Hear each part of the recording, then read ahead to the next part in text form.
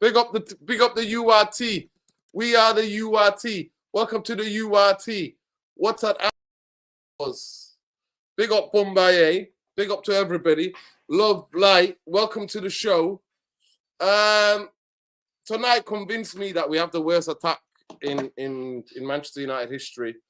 At the end of the day, Garnacho doesn't put himself on the football pitch.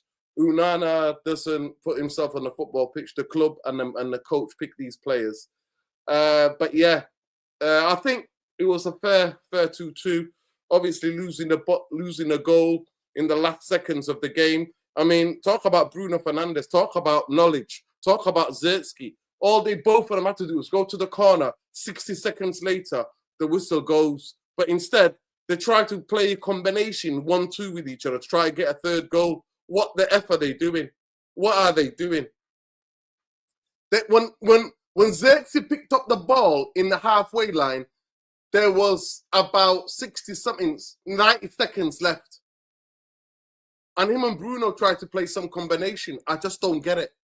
Get the ball into the corner, get Zirkzee and Bruno to get over it, and waste time trying to get a free kick.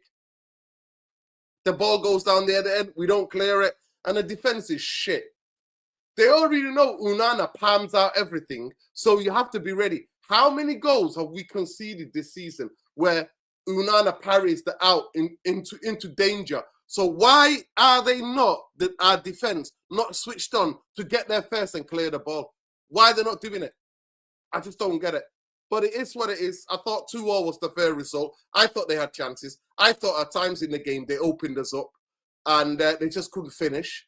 Obviously, we couldn't finish. But Garnacho was a disgrace. Absolute disgrace again tonight. Rasmus was invisible. And I think when you got those two starting week on, week out, it looks like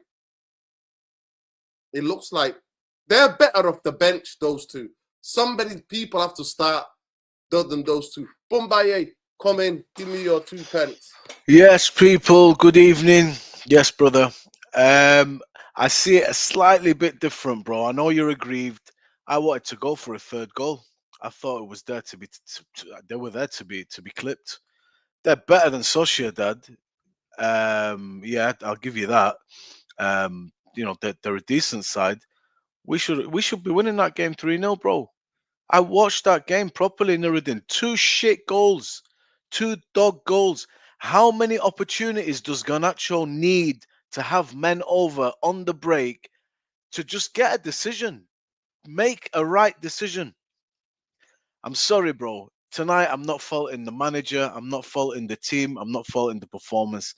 I'm faulting 3 guys. Rasmus Hojlund it's not it, man. I'm sorry. It's just not looking like it. Alejandro Garnacho sees the lion's share of our ball in the best places, in the best opportunities to make a chance. You see the chance. It's 3-on-2. Zirkzee is totally free. That's your pass. How are you giving it to Bruno? Such a shit pass at this level of football. It's unacceptable. It's unforgivable. And the fact that kept happening time and time again to me just spelt one thing. We're going to concede some shit goal. Bro, and I can't say bad about the defense, really. I can't do that. It's not their fault, bro, the defense. You cannot win every game by 2 goals because the keeper cannot keep a clean sheet or keep a mistake. You can't do that. These 3 players are killing this team. We're not played badly at all tonight. We deserve to win that game. To me, clearly.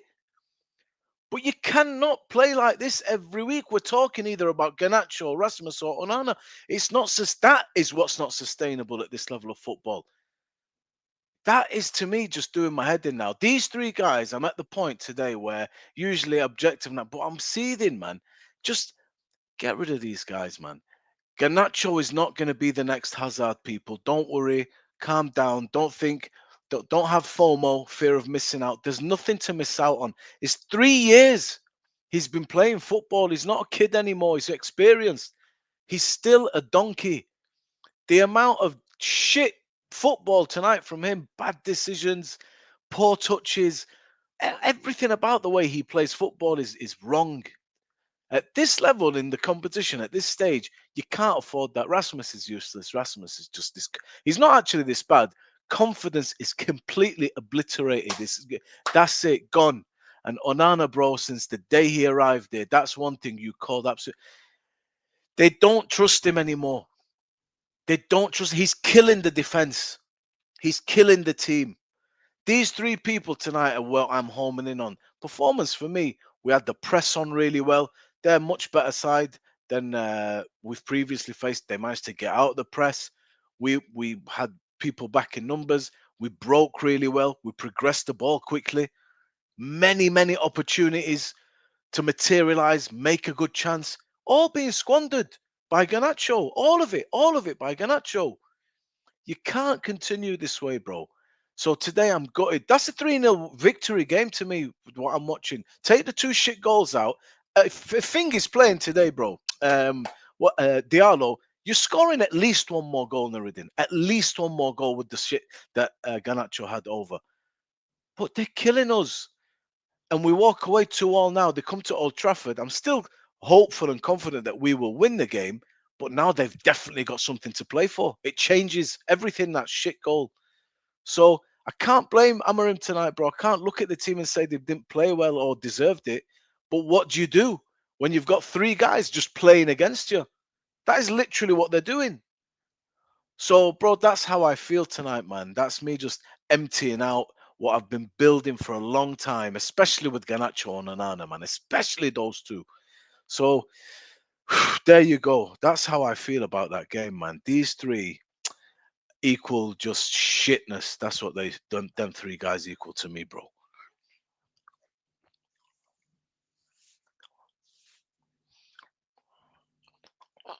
You might be muted, bro. I genuinely think, Bumbaye, I think you're papering over the cracks. I genuinely did not see third goal in the game.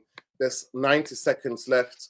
Zertsky wins the ball, picks up the ball, runs with it, and him and Bruno try to play some dopey 1-2. They get the ball, we don't clear it, and our defense knows that Onana parries everything back into the center. So why are you not alert? Why is it always attackers are alert? How many goals have we conceded this season where Onana parries the ball back into the area of the attacking area? And how do we do that? Bro, I can't put that on the defense, man. Big up to, now the defense was shit. Big up Adewale, big up to you. Appreciate the super chat. Says, play Xerxes and Bahrain. Amorim is pissing me off. Stop playing Hojlund and Garnacho. They're actually 100%. They shouldn't be starting games. But then you know what? You know what, Adewale? They don't put themselves on the football pitch. They don't. So it is what it is. Jerky is that we were much better than Manchester United. Yeah, they had big chances. I mean, Lacazette should have scored. The other guy should have scored. The midfielder who used to play for Bayern Munich, he should have scored. Those guys should have scored. Yeah, honestly, they had big chances. I mean, Rasmus should have done better with that chance that he had. But yeah, we're gonna get smashed by Newcastle. No problem about that. I'm not here. That is already a loss, unless Newcastle are party too hard after the games. But I'm not gonna speak about Onana. I told you all everything you need to know about Onana before he even came to this football club. I told you all, and most of you were coming for me in the comment saying I don't know what I'm talking about, and I'm just hating. He wasn't even a Manchester United player, and I was telling you, this guy is not the level of Manchester United goalkeeper. I've never seen any fan base around the world, around Europe, thinking, oh, I want Onana to be my goalkeeper. Never seen that. Let me just get this on the super chat. Big up to everybody. Appreciate the super chat. T-Man says, big up for the super chat. So United pissed around with the ball in stoppage time. 100% terrible game management. And that's what I'm telling you. And this is supposed to be the captain, Bruno Fernandes. And this is supposed to be Xerxes. Your goal could win us the game. And you and the captain piss about, other than taking the ball into the corner. Xerxes with his big frame. Ball there, Bruno there. And they're keeping it. Try to get a corner. Try to get a throw-in. Try to get a free kick. 90 seconds to go. But what did they do? They tried to play some dopey 1-2 with each other. The ball goes up and anything. Nobody even fouls the guy who's trying to put the ball in, and then the defenders go. We have the worst. If you watch the goal again, actually, before he goes to Onana, the defense are like statue. I swear to God, they're like statue. The ball comes into the box. Nobody says, "I'm gonna clear it." They all panic, and then obviously Jeremy Beadle's gonna fucking parry it. The break dancer, that's what I call him. The break dancer is gonna parry it, and look what happens. He parries it, and then that. But our defense do not clear the ball. They do not stop the cross before they even gets to Onana. So what? For me, I don't need that. I never wanted him. Never wanted him at this football club. I never rated him. Amorim or what he said Onana, nothing. We train. It can happen to any player. What do you expect him to say, though? Kill him. He's not going to do that. When the time comes, choose the best 11. I have confidence in Andre. You have to say that, man. You're the manager. What do you want to do? If he throws him under the bus, he's effectively killed him. He's only going to get worse. You just have to do that. That's just standard operating procedure for any manager. Do you know what I mean? It's shocking. It's shocking. Those who were not blunders first one changed the direction last minute. The second one was very powerful shot. Yeah, you can say that.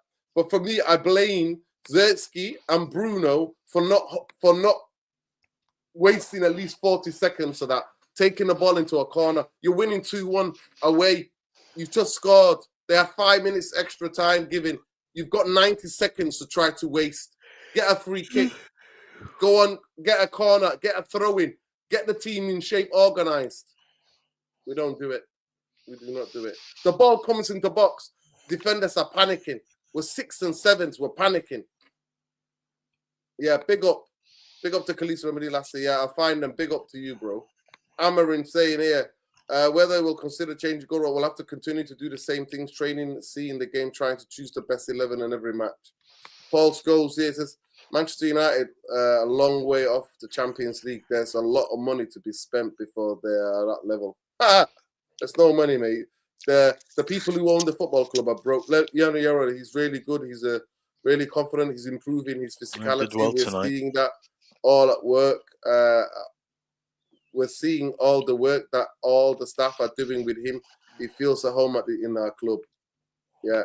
Amorim, Andrew Onana mistakes. If you look at the season, I've made more mistakes than them during these last months. It can happen. The good things that we have another game to change everything.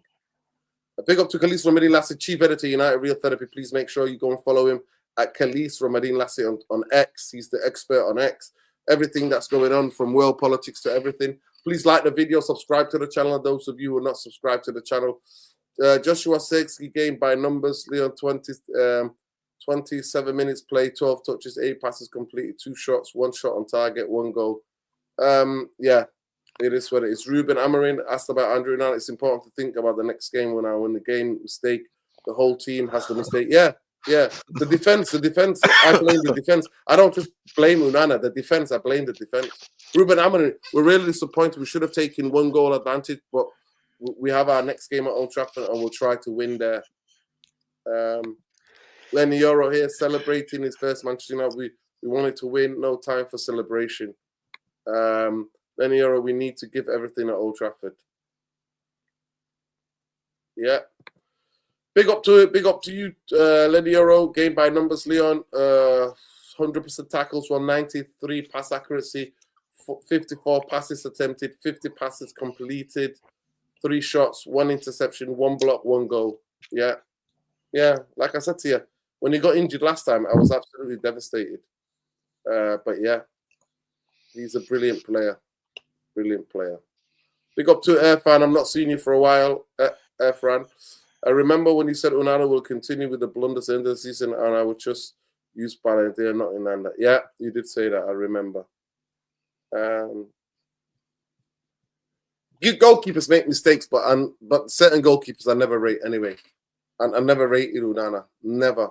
Not one bit. The goalkeeper I was looking at was something like Magnon and Costa from Porto. They were the goalkeepers I was looking at. There are some good goalkeepers in I'll send it. I've sent it. Have I not sent the link to Sean to the rest of the boys? I've sent it. Yeah, I've sent the link. No, Sean. Oh, I'm sorry, guys. Listen, you know what? X does not allow me to send messages on my phone. I don't know why. On my laptop, it works fine. There you go, Ben.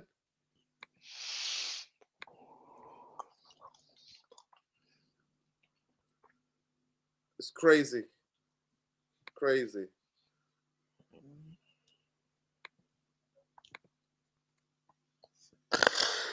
Is Bayern Day not been injured? He's been injured, yeah. He's been injured, man. Yeah, you're not going to put Tom Heaton, man. Yeah. I mean, yeah. Onana is part of that rhetoric. We're going through pain, storms to the end of the season. At the end of the season, if we can find somebody to sell him to, then I hope we sell him, because you can have a little blip. I mean, geez, come on! He's never looked assured, this guy. He's never looked assured today. And if we don't concede those two cock-ups, we sail through that game for me. We sailed through that game for me. I thought we were better than them. I mean, we should have gone in there and licked them up. Big up, Sean. That's the story, man. Tell us about your game. I thought the in-game management was disgraced from Xerxes and Bruno. They had 90 seconds to take it to the corner, to keep the ball there, to use their brains, to try to get a free kick, to try to get a throw-in, try to get a corner. Instead, they started to play some bullshit 1-2, and they tried to score the third. I just didn't understand that in that time of the game. I'm like, what are you doing? What are they doing? The thing about it, it's not the first time you've seen Onana concede that level of goal, but what are the defense doing? Why is the cross being allowed to come in? And why are they, knowing that Onana pushes things out, why are they not reacting? We've got about 6-7 players in the area. Why are they not reacting? Why is it always the opposition players who are reacting quickly? I just don't get it. And Garnacho, I've got no comment. Onana, I've got no comment. They don't pick themselves. The coach picks them. And the club picks them.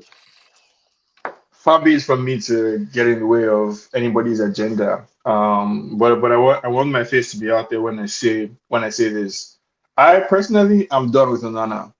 I don't want to hear anything about Bruno, Xerxes, Dorgu, Casemiro, any other player in the team.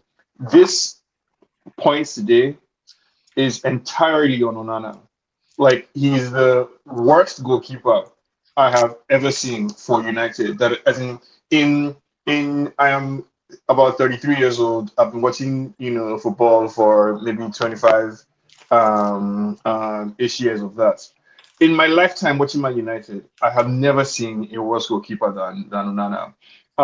And that's my own new agenda that I'm picking up from today henceforth. My anti-Onana agenda, because as far as I'm concerned, he's not even a professional goalkeeper. I don't know how we ended up stuck with him, but there's nothing we can build. There's no foundation we can set. There's no progress we can make if at the end of the day your goalkeeper is effectively playing against you, and that's the situation that we're in right now. So as far as I'm concerned, it's 11 players on the pitch. It's not just 10. It's 11. And so even though whatever you want to say about Dorgu or Bruno or Xerxes, it's not too much of them to expect that the professional that they have in between the sticks, basically in the post, can do the bare minimum that's required of the goalkeeper, which is what they train them to do, right? So when the ball comes to you, don't just lay it up for the opponent. Punch it away from danger. But yeah, today is all on Onana. I don't know what we're going to do as a football club going forward, because I don't think we should spend too much money on a goalkeeper. So I don't know what we're going to do, but we can't go forward with Onana.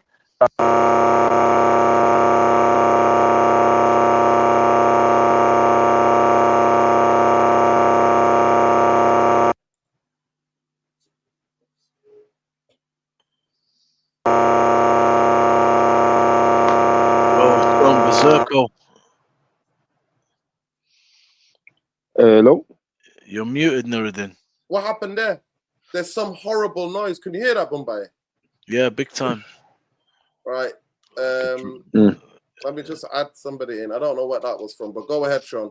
Carry on, Sean. Big up to Ben for joining us. Big up to Luwani. Go ahead, Sean. Finish up. I'll get No, Big up. yeah, Luwani no, and Ben I'm in. just yeah. There's not much to say other than from my perspective, it's entirely Onana's fault. Like it's all on Onana. He's not a good goalkeeper. I don't think he's even a goalkeeper at all. I don't know what we're going to do about him. About the fact that like we're stuck with him, it seems, because I don't want to spend 40 million or 30 million on a new keeper.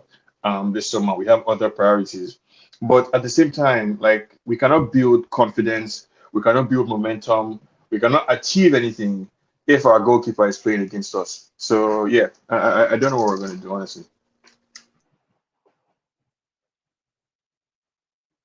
Hey, good evening, Therapy Army. Good Yeah, evening, my yeah, brothers on the panel. yeah. Big up, Luwani. We Big believe up. the game, no game management by Bruno and Zertsky.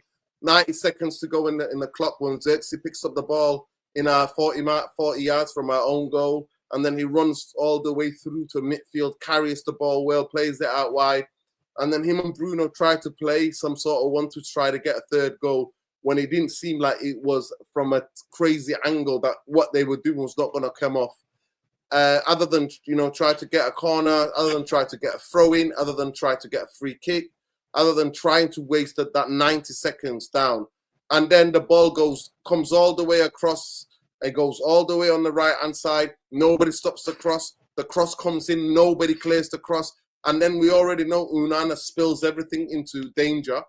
But how many times have you seen this season that goal being scored against United where he spills it?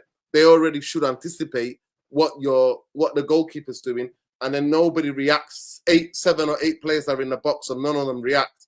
But the attacking teams react and score the goal. So I don't put it just down to Onana. I thought the first one, I've seen Schmeichel concede those goals, the first one. But the second one, for me, and I'm not going to have an opinion on Onana Mwani, because I said before he even set one foot in Manchester, I told everybody about what Onana is and what kind of goalkeeper is and how he's not for Manchester United. So I'm not going to comment on him. But I think Bruno, for me, and Zertsky, 90 seconds to go, should have professionally managed that game. And our defense should have managed that game before the ball goes to Onana. But take it away. Let me think what you think of the game. I think on chances, on boxes and stuff like that, because Lacazette missed a sitter. The other guys missed the, open chances. You know what I mean? They created a lot. They opened us up, sliced us open again and again. I think on average, 2-2 might have been the first score. But go ahead. Let me know what you think. Nuruddin, okay, guys, I'll be honest with you. I didn't see the last goal.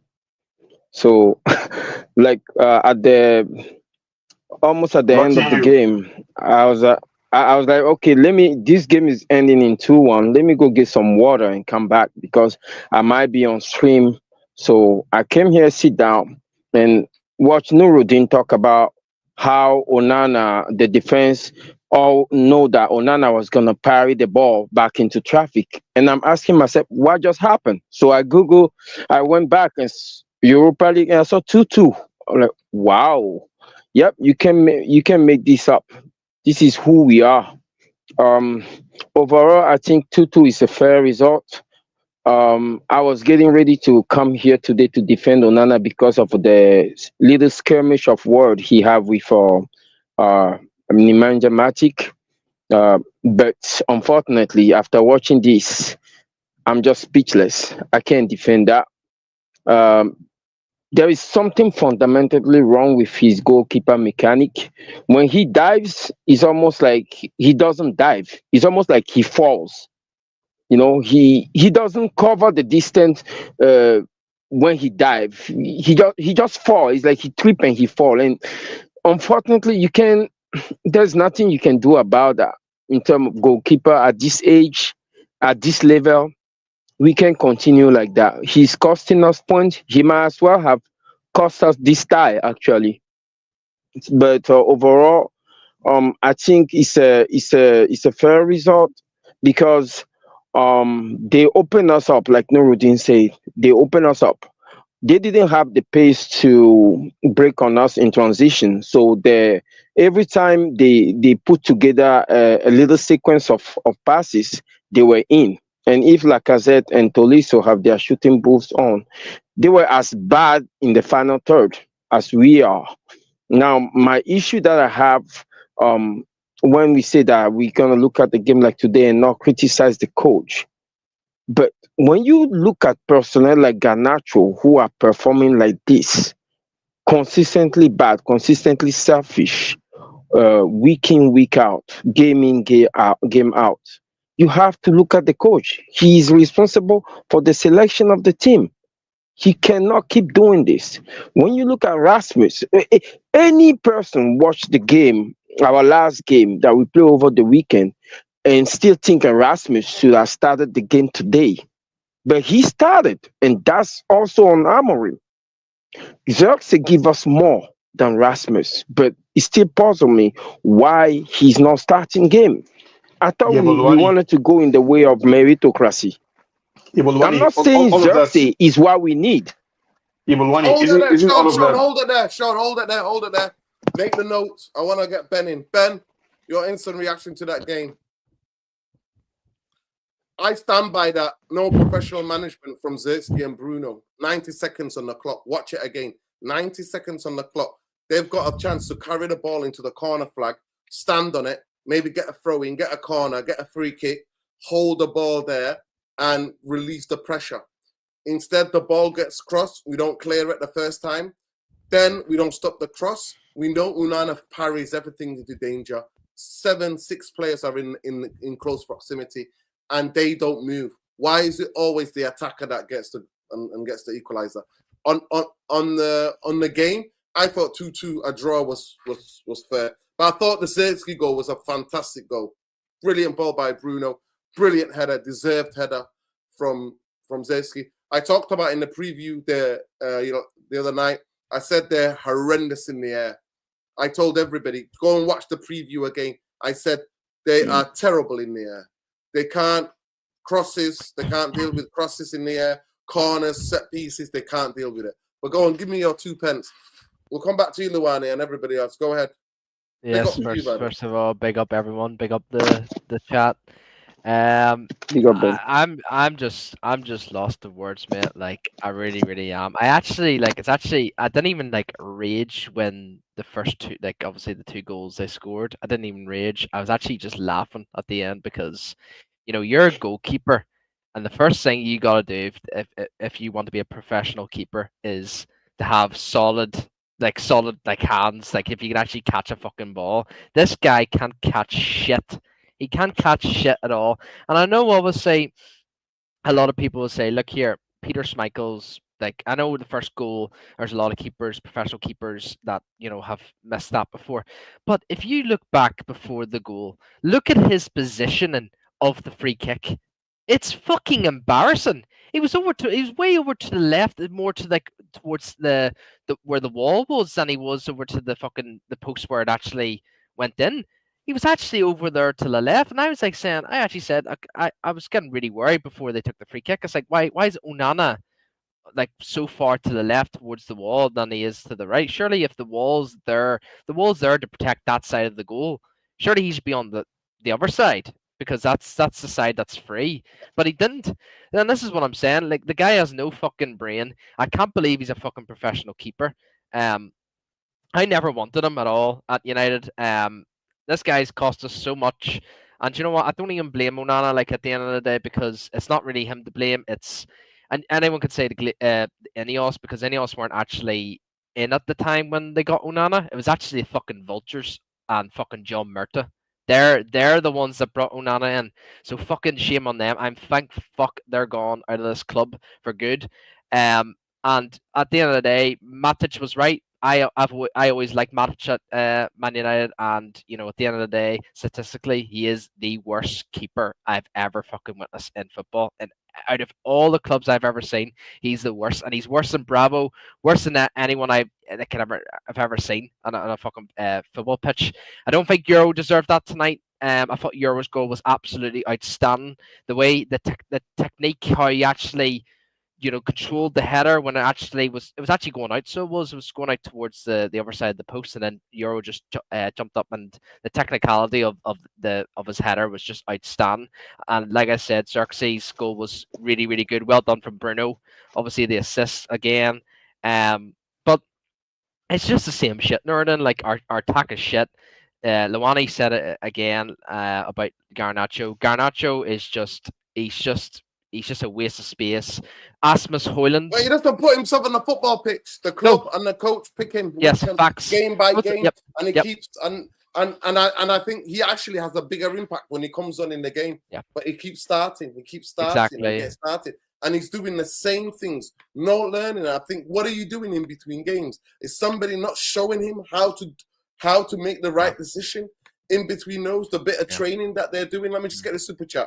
Big up to Adewale. He says, see, I tried to support my guy Onana being West African, brother, but he's asked. He's got to go. Listen, the video's there. The video's there, Adewale. He never set one foot in Manchester, and I said he's not the guy. Same thing I said about Maguire. Yeah. But what do I know? I'm a guy who just lives in South Central Manchester. What do I know? What do I know, people? What do I know? This whole thing about Hojlund or Garnacho or anybody else today, as far as I'm concerned, that's secondary to Onana's power. Sean, no, it's not. Sean, I'm sorry, no, it's not. It's not. They're players. I prefaced that statement. No, Sean, one second. You can set your agenda on Onana, but you're not hoodwinking us. What we saw in the game. I'm not trying to hoodwink anybody. Sean, let me finish. We saw 90 minutes of football game, right? And a lot of times, Erasmus, nobody near him, no defender behind him, no defender in front of him. The ball gets caught across. He can take a touch on his right foot and pick any corner he wants, right? Listen. You're not responding to anything I've said. Let me finish. He fucking throws a dead fucking leg at it. On 3 occasions in the game, we get 3 against 3. We get 3 against 2. 3 of us against 2 other defenders. Garnacho's got the ball. All he's got to do is pick his head up, and pick the simplest pass. Not even anything. He gets it wrong. He loses the ball. He does some mad dribbling in midfield and loses it. It's like I'm watching the same thing again and again and again and again in each game. I saw it against the game before Man City. I saw it as a game before that. I saw it the game before that. It's like, what the F I was seeing? Rasmus did past couple of games. I was trying to build his confidence on saying, actually, his touch is the back. Tonight, he was back to ass. He was back to horrible. That's what he was back to. Everything was horrible. So I'm sorry. We're not going to just make it about Onana. There is a game there's a team, there's 11 players on the flipping football pitch, and there's an attack. And Manchester United had multiple times on the counter-attack. If players made the right decisions, the game would have been wrapped up. So I'm sorry, I'm not buying this Onana agenda. We told you about Onana before we even signed a contract at Manchester United. We were telling everybody and their nan. But people were telling me, oh, but Pep said he's amazing.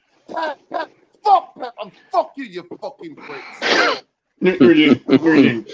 Like you have options, right? Seeing as it's your show. One option is to just do the show yourself and say whatever you want. But if you invite people on, like, let me give my opinion, right? And if you are listening to what I said, you're not responding in any way, shape, or form to anything that I've said. Because I prefaced what I was saying by saying, as far as I'm concerned. So, of course, it's my opinion, right? It's my own perspective on the game. It's not trying to be a general consensus. It's as far as I'm concerned. And as far as I'm concerned, everything about Hojlund or Garnacho is secondary to Onana's mistakes today. Because this idea that you only have a right to you it is not to all. That's what as far as I'm concerned means. Yes, that's what the preface means as far as I'm concerned. To me, that's the situation. Because to me, the way football works, you don't have to dominate a game to win. The way football works, you don't have to win 3-0 to win a game. all you have to do to win a game is win a game. And sometimes in the history of Manchester United, as long as I've been watching football, there are many games where we were not the best team on the day, but we won. I think that's a perfectly acceptable outcome in football, to get away with a victory even though you don't deserve to. That's normal. For today's game, not only were we on our way to a victory, but I think we played decently. So I don't agree that a 2-2 result is fair. I think, given that there are 11 players on the pitch, if Hojlund is having a bad day, if Garnacho is having a bad day, that's why there are 8 other outfield players to provide balance and support. And if all fails, you have a goalkeeper in post who, at the bare minimum, you should expect that this goalkeeper, by virtue of being a professional keeper who is being coached and trained, knows the basics of goalkeeping, such as, for example, if a shot comes in your direction, don't punch it straight at the opponent. They teach them that stuff, right? Punch it to the left or to the right. Or if there's a cross coming that is not really a shot, don't just watch the ball as it goes over your head into the post. So I'm sorry, I don't care. And again, my opinion, regardless of how bad Hojlund was today or how bad Garnacho was today, we had every single right, and we were on the way to winning the football match, because that's what you expect. So Hojlund was bad, Garnacho was bad, but Euro stepped up today. Zerti stepped up because it's a team. But how can you build a team? How can you build anything sustainable if one of the most important positions on the pitch, the goalkeeper, is effectively playing against you? So I'm sorry, it doesn't matter that Hojlund was bad today or that Garnacho was bad today. In my opinion, it doesn't matter, because it's perfectly normal and acceptable in football for 2 players out of 8 to be having a bad day, even if they've been having a bad day for 100 days straight. It's normal. We don't have to have dominated this game to have gone away with a victory. It's away at Lyon, a tough away ground in France. It's perfectly reasonable for us to have played wishy-washy, long ball, jing bang football, and still gotten away with a victory, because that's how football works. We don't need to dominate the game. We don't, but in the very least, we need a keeper that isn't playing against us. So I'm sorry, right? Like that's my own agenda, right? It's different from the agenda that you guys want to prosecute about Garnacho and Hojlund or whatever. But the way I saw this game today, if we had literally a stick, like a stick that you just had to, like, how you play like table ping ball, that you move to the left and the right, that would have been better basically than Onana. Or Amorim's 60-year-old janitor that he was going to play instead of Rashford. He should have put that person in goal basically instead of Onana, because it would have been better. So from my perspective, in my opinion, Sean, regardless of how I get your frustration. I get your frustration, but I'll have to disagree with you. I have to go with Nuruddin on this. You see, when you have a goalkeeper can lose you game and can win you game. You still have 11 players on the pitch and 90 minutes. When you watch 90 minutes of football, a goalkeeper is called to be decisive. But on the overall game, the field players are called to affect the game and to win it. We cannot legislate for mistake of goalkeeper. Goalkeeper make mistakes, their team still goes on to win game. What is worrisome is because Onana he's very consistent in his mistake. That's what's worrisome. Yes, we lost this game today, but we can't solely associate the blame on him. There are other players on the pitch that did not do their job. The goalkeeper of Lyon also parried a ball that was kicked back in that Lyon scored with. I'm looking at the football in general. We have some structural problem progressing the ball, and if we solve that, maybe we will have conceded 2 goals or score 4. The overarching problem, week in, week out, we 13 in this league right now. And it's not because of Onana's mistake only that we 13. We 13 by virtue of being poor. By any metric, we poor in the final third, we poor in the midfield. The only consistent part of our team is the defense. And Onana is part of the defense the last time I checked. So I'm not saying that Onana is a decent goalkeeper. I'm saying he have his share of blame as to the way they play this place we are in the league. But we cannot associate everything. We cannot put everything on his neck. Let's not let's not broaden the scope to include the whole season or the league. We're talking about today. We're talking about the game against Lyon, away at Lyon today, right? Is 2-1 an acceptable score in football or not? Like, so the idea that, like, going forward we need to win every game by 4 goals, basically, because we cannot count on Onana. Like, it's not sustainable. 2-1 is a normal score in football that people end up with all the time. It's a reasonable scoreline. It is even more than reasonable also to go away to a tough team and try and play conservatively, right? So you don't have the best game. Your style of play is not so fluent, right? It's not as fluid as you would like it to be. The passes don't connect, whatever. But you have good quality players on the field, like Euro and like Xerxes and Bruno. So you are able to score 2-1 because in football, ultimately, is the result that matters.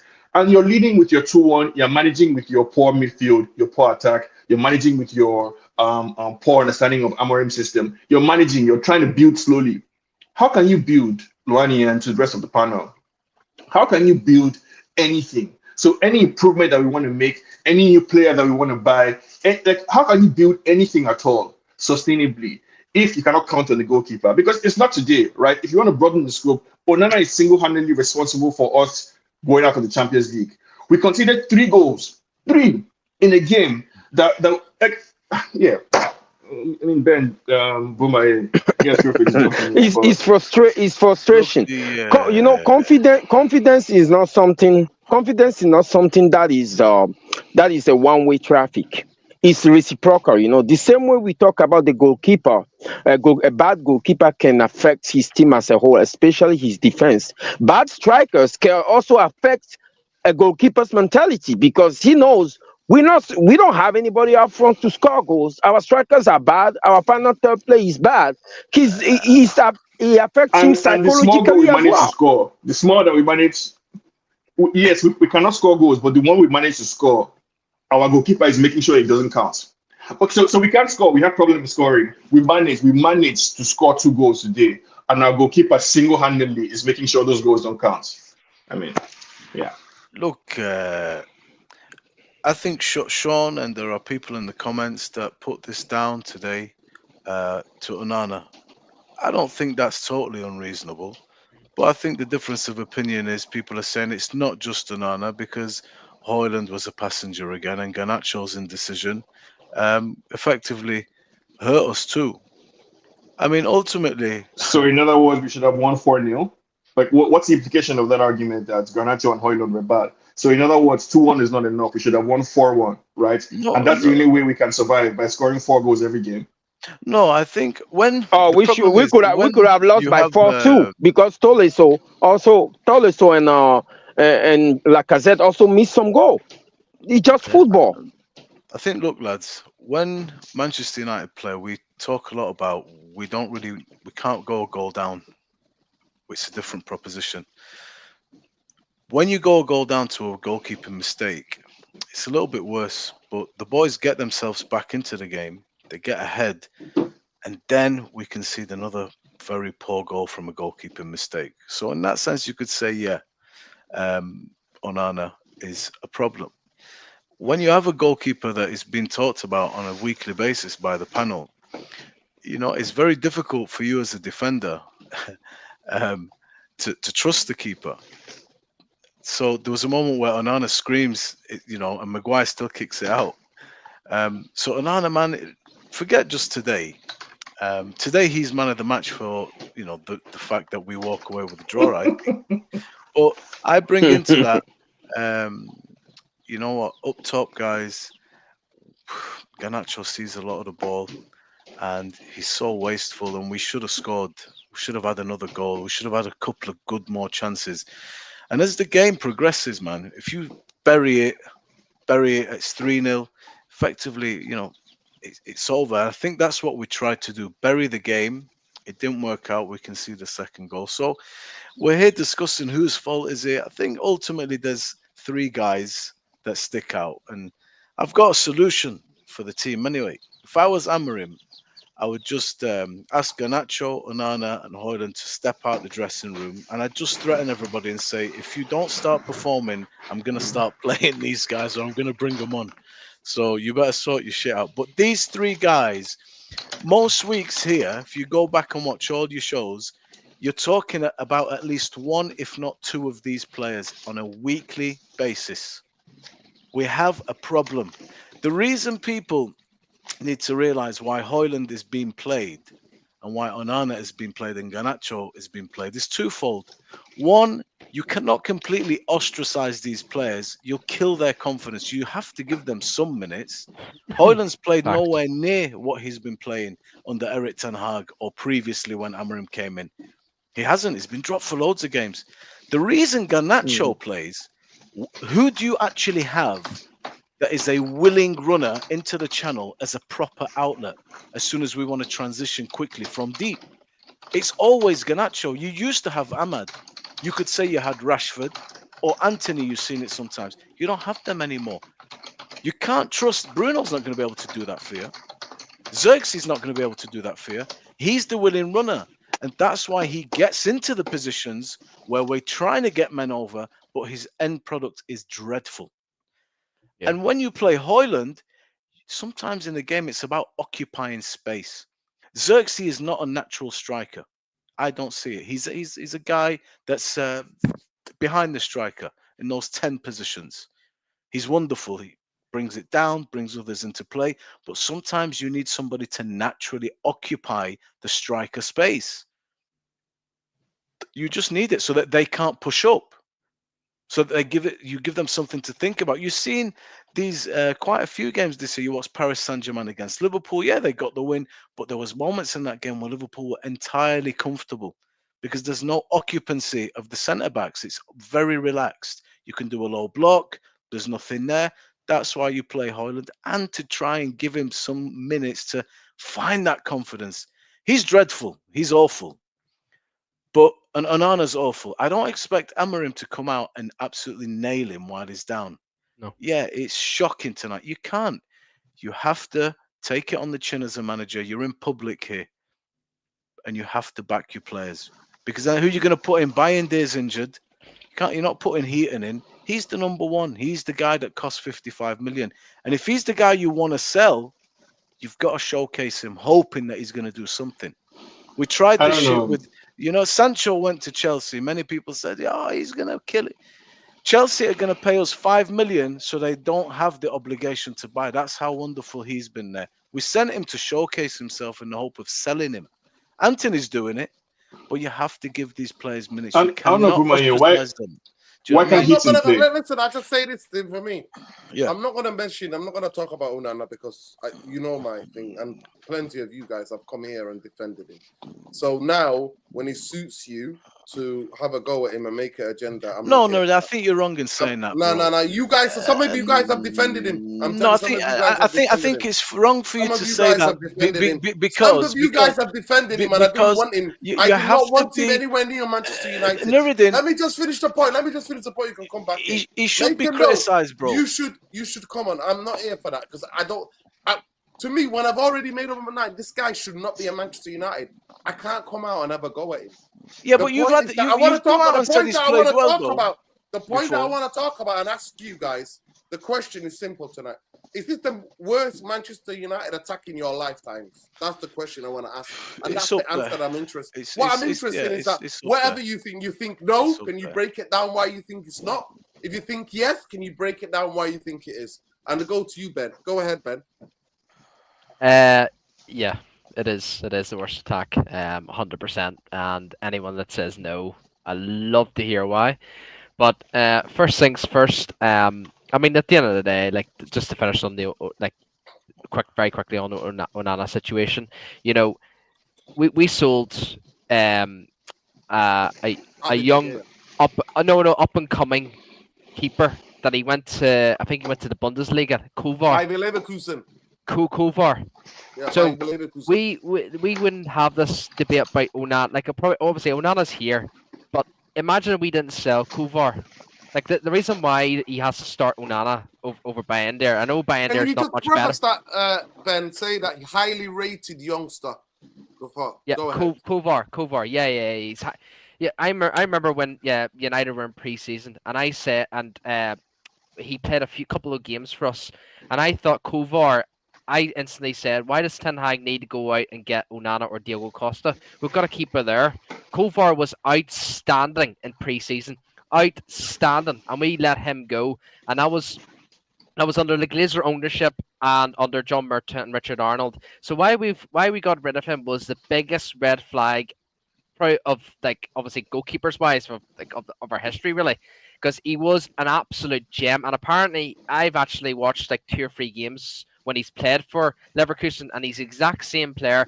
Unfortunately, he hasn't had many starts this season because I don't know what the name of the number 1 keeper for Leverkusen, but he's a really really solid keeper. But we wouldn't be in this situation if Kovar never left. Like Kovar could have been easily our number 2, and we said, "Oh, here, play Kovar for the rest of the season." We wouldn't have this situation right now. But that's why I don't blame 100% on Onana, because I never wanted him, and I'm like you, nerd, and I never wanted him at all. But now we wouldn't be in this situation if Kovar was still here. But anyways, back to the attack. I was going to mention this to the panel anyways. Amorim mentioned this in the press conference or in an interview. He was talking about someone asked him about Joshua Zirkzee, and he said, what does Joshua Zirkzee need to do more? And Amorim said Josh needs to be. He's good. He's progressing more. Like he's improving a lot more. But the one thing he needs to start doing is be more selfish, right? But see the likes of Garnacho. Garnacho is probably the most selfish player in that fucking attack. So yeah, a lot of people say if a coach asks you to be more selfish, that's actually a good thing, because the coach actually says, right here, you're actually doing a good fucking thing. You're actually doing a good thing because you're actually keeping the ball. You're not being greedy at times. You're keeping it simple. If there's no one in the box, play it back to the midfield, to the back to the defense. But see what him with Garnacho.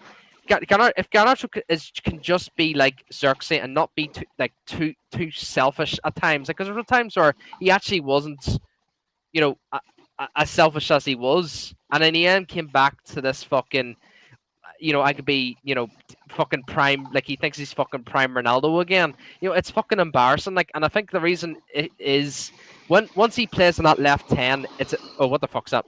Is that my background noise? Hello. And that's Bumbaye. I'm not even breathing, bro. That's not me. He makes some of the funniest noises you'll ever get. Sorry, I think that was me. Sorry, bro. Oh, right. You're good. Okay, sure. Big up. Apologies, Bumbaye. For once, it's not Bumbaye.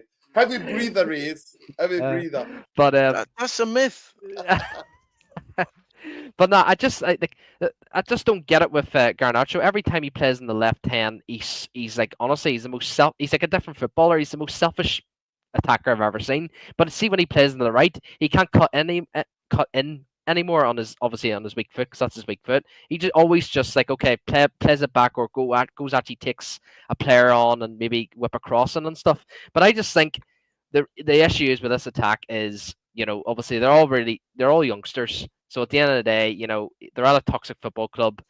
I don't really necessarily blame Garnacho or Hojlund because they're so young. It's just we've just been in this situation because, we love bleeding young players out, like we did with Mainu, like we did with Rashford, Martial. I can name it. I can name so many more. We've actually ruined young players. But at the end of the day, after 18 months, you analyze a player, and if the player's not good enough, then why the fuck's he here? And I don't necessarily, think that sending Garnacho on loan would do any justice, because I've already seen enough from the player, even though he has played far too much. But for me, in my opinion, if I see a player constantly get a run of games and he's not up to the level, then I just say, look, it's time to go. And we had an offer for 50 to 60 million, and I don't know why we didn't get rid of him. And the only player I can actually, I can see a future is Joshua Zirkzee. I think that guy can really help us, especially moving forward. I think he's definitely a prime example of a squad player. I'm not saying he should start. Like, if we had our ideal starting 11, I just think he's a proper squad player. You bring him on, you can start him a few games here and there, but overall the attack is just honestly, I don't even know who even the bottom 3.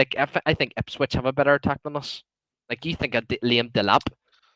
Like, these players, like, I'm taking him over Hojlund. I'm taking him over fucking Garnacho. Bro, Big do you up. know? Do you know? Listen, I've got a role, yeah, but I will answer your question. This is the worst attack I've ever seen in my life at Man United, no doubt about it. Even the weak horse days was better than this. This is shocking, not only because of the lack of options, but because the form is just disgraceful. The form of the players is shocking, and everything about it, and even the quality of the players.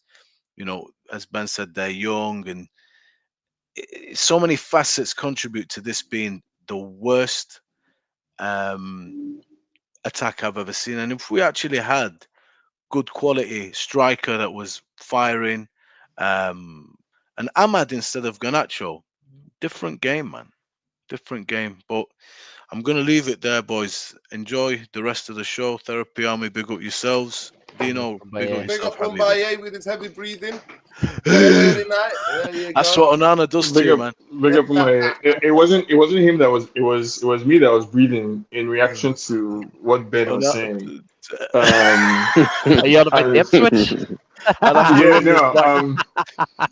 Let me No, just get in it's the one second, Sean. Let me just get in Lesso and then I'll come back to you. yeah. Big up Lesso, also. how you doing, bro? Big I up, hope you're Mumbai. well. Big up Mumbai. Big up Lesso. How are you? South Africa, cold, freezing. Yeah, back into the same old crap. On the football pitch at Manchester United, nothing that could get you excited or warm your heart. Manchester United are shit. We just got to accept it. We have a goalkeeper. I told you were there. Actually, me and you did that show, remember? When we were linked with him. And we talked about him, and I was like, I don't want him anywhere near Manchester United. Me, you, Jarvis, I think, did the show that day. Big up to you. But yeah, the question is, give me what you think about the game. And then you think this is the worst attack for Manchester United history. Big up Craig. Let me just get this quickly. Yeah, John O'Shea, 100% I would have trusted John O'Shea. 100% John O'Shea. Big up Mufc. I still think we can win at Old Trafford. Our attack is poor, but Lyon weren't great either. I can't defend Onana anymore. He must leave the club. All right, fair enough. A lot of people is like I said we should never have got him, and then I came outside Old Trafford and had this famous rant on Saturday TV where I was like, this guy is horrendous. Like, what more do you need to see? Like, he literally knocked us out of the Champions League. And Manchester United still keep him and still have him as a number one. I don't blame him. I don't blame Garnacho. I don't blame Rasmus because they don't put themselves on the football pitch. They don't pay themselves the wages. But let us know what you think. What you think of the game? Big up to you, bro. Please project a little bit because people have a hard time hearing you sometimes. But project a little bit. Love. Can you guys hear me? Perfect. Yep. Okay. Awesome. Big up to you guys. Big up to the chat as well. And yeah, well, I did say that we could get a result because Lyon and they're not very good in terms of their defensive display. Even before this game, I did state that they've been conceding silly games in the French league as well. So we got at them. Amorim made decent substitutions attack-wise. I think he could smell that we could get a result from this. And I think that's for me. That's the most positive thing I could pick out of this. But other than that, yeah, I'm not happy with the overall quality. Watching Manchester United nowadays, it's like watching, I don't know, man. It's like watching a team in the bottom half of the league, playing against another team in Europe at the moment, because you look at the overall quality of the front of the front players that we have. It's atrocious, honestly. And on top of that, what's even worse is that we let go of forwards and we never even replaced them. And the team in itself January was again. weak. Anthony and Rashford to come off the bench tonight would have helped us in this game. I'm telling you now. Anthony and Rashford would have helped us in this game. But the club did not replace them. So this is on Inos again. Because what's the option? That's why Garnacho plays every game. Go ahead. Ineos are on fraud watch, like I told you. If they did not back this manager, I mean, on which planet do you let players go and you don't replace them? Like No, this is but guys, amateur we're stuff not gonna do that, at this right? point. This is also on Amorim. No, This is on Amorim as well. Why didn't he draw the line? no, Like but it's a negotiation between the coach and the upper echelon. If they say if you telling them you want Rashford and Anthony gone and they don't have any replacement, then make up with them. Make up with yeah, them and keep them. I think, Otherwise, you're running team. yeah, I think it's both. To be honest, you can't just blame the manager. You've got he's not even the manager anymore. This is a coach, so he doesn't have as much power as probably Ten Hag had and all these other guys had. So Facts. it goes both ways in that point. I think Ineos in itself, they should know better. It's basic principle that you do not let go of your players without replacing them. That's the most basic thing in football. Whether a manager does not want to play, you tell him, you sit him down, and you tell him that certain men, even if they're not playing, they have you still need them for squad numbers. It's that simple. So when I look at everything overall, man, it's been a disastrous season. And this competition, like I said, is our only hope. And funny enough, these guys are showing up for these games. As bad as they are, they still know how to get results in these cup competitions. So, I think we'll go back to Old Trafford and we will win. I think we will go to the semi-finals. I'm And not sure. I'm not that sure. I'm overall not in that the game, sure. I don't know why people are I'm confident, not, but I'm not. I'm not that sure. 100%. Nuruddin, I genuinely am not. I Nuruddin, thought. I thought at Nuruddin, I times think, tonight. Let me just say this. Even in the last goal, I thought it was a cross. I don't know why I thought it was a cross, but the way they opened us up, they very much got inside and opened us up, get in the box. I thought Lacazette could have scored for them. They made chances before we scored to make it 2-1. They were very good at opening us up, man, at times. And I think the defense is really dopey. I really think people think we've got a good defense. I'm like, what planet are you on? We've seen our minus goal difference. You're taking the piss, but go ahead, Luan. yeah. You see Sorry, the let's go. No, sorry, let's go. oh, let's Finish up, let's go. And then we go to Luani and then sure. Okay. Yeah, but I think in these cup competitions, man, it's not as straightforward as in the league games and something like that, where you obviously get found out because it's a consistent run of games. Cup competitions, it's game day, and then you play the next one maybe the following week or after a week or two. So we may get away with certain aspects of our game. It's the luck of the draw at this point. So I think at this point we just need to draw out our luck and see how far we can go with this. But overall, I'm not happy, guys. Ineos out. I told you guys we are not gonna be successful. These guys, especially now, they wanna go the cheap route. They wanna use this football club. They want to place the Brighton model onto Manchester United. It's not gonna be successful for us, and that's just how it is. And yeah, let's just see how the second leg goes. But going forward, I'm not confident in terms of what we're trying to do. Do you think this is the worst attack in your lifetime at Manchester United? Before we go to Luani. Let's go. Yeah, You think this is the worst based attack on the in your lifetime? yes, based on the stats, Okay. based on everything I've seen, honestly, it's in my lifetime I've never seen such. Okay. Go ahead, Luani. Well, this is definitely not the only the worst attack we've seen at Manchester United. It's also at current pace the worst attack in the league, just due to the fact that we don't have any cohesion and we also don't have any quality. You combine those two, you get where we are today. I don't understand why we sitting down there and thinking that Garnacho can learn something. That's his nature. The way he played the game is the way that's who he is. There's nothing he can unlearn over there. Okay. Ronnie, come Same on. thing with Rasmus. Yeah, I'm serious. I'm serious. This guy, don't we can't forget that he's been in the league for two or three seasons now. What else is he doing differently now that he was doing when he came in? The only difference is that when he first came in, he was more of a transitional because of the system he was in and because he was a part player. He was coming in against tired leg. Now he's starting and we see what he's about. Nothing. How can you be so selfish? You know, it's funny because our strikers are not doing Amorim system justice. Because when we attack, sometimes you can see the pattern, and but because of the selfish decision that Garnacho make, he ignores the overlap. Look at our second goal today. That's Amorim system. That's the pattern right there. The ball goes on the flank, they cross it in, the striker is there in the box, score the goal. Because we have people like Garnacho playing, we can see that pattern in a consistent basis. Because we have people like Rasmus playing, he cannot trap the ball or he's not in the box when the ball gets lobbed into the box. But my problem is the game overall.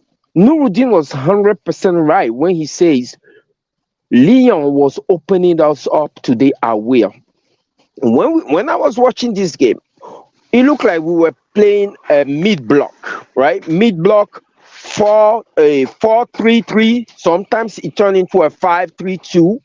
But I'm worried that every time we play a mid block, we always surrender the midfield to the opposing team. Why is that? Every time we play a mid block, which the purpose of it is to compress the pitch, the opposing team seem to have more space in the midfield.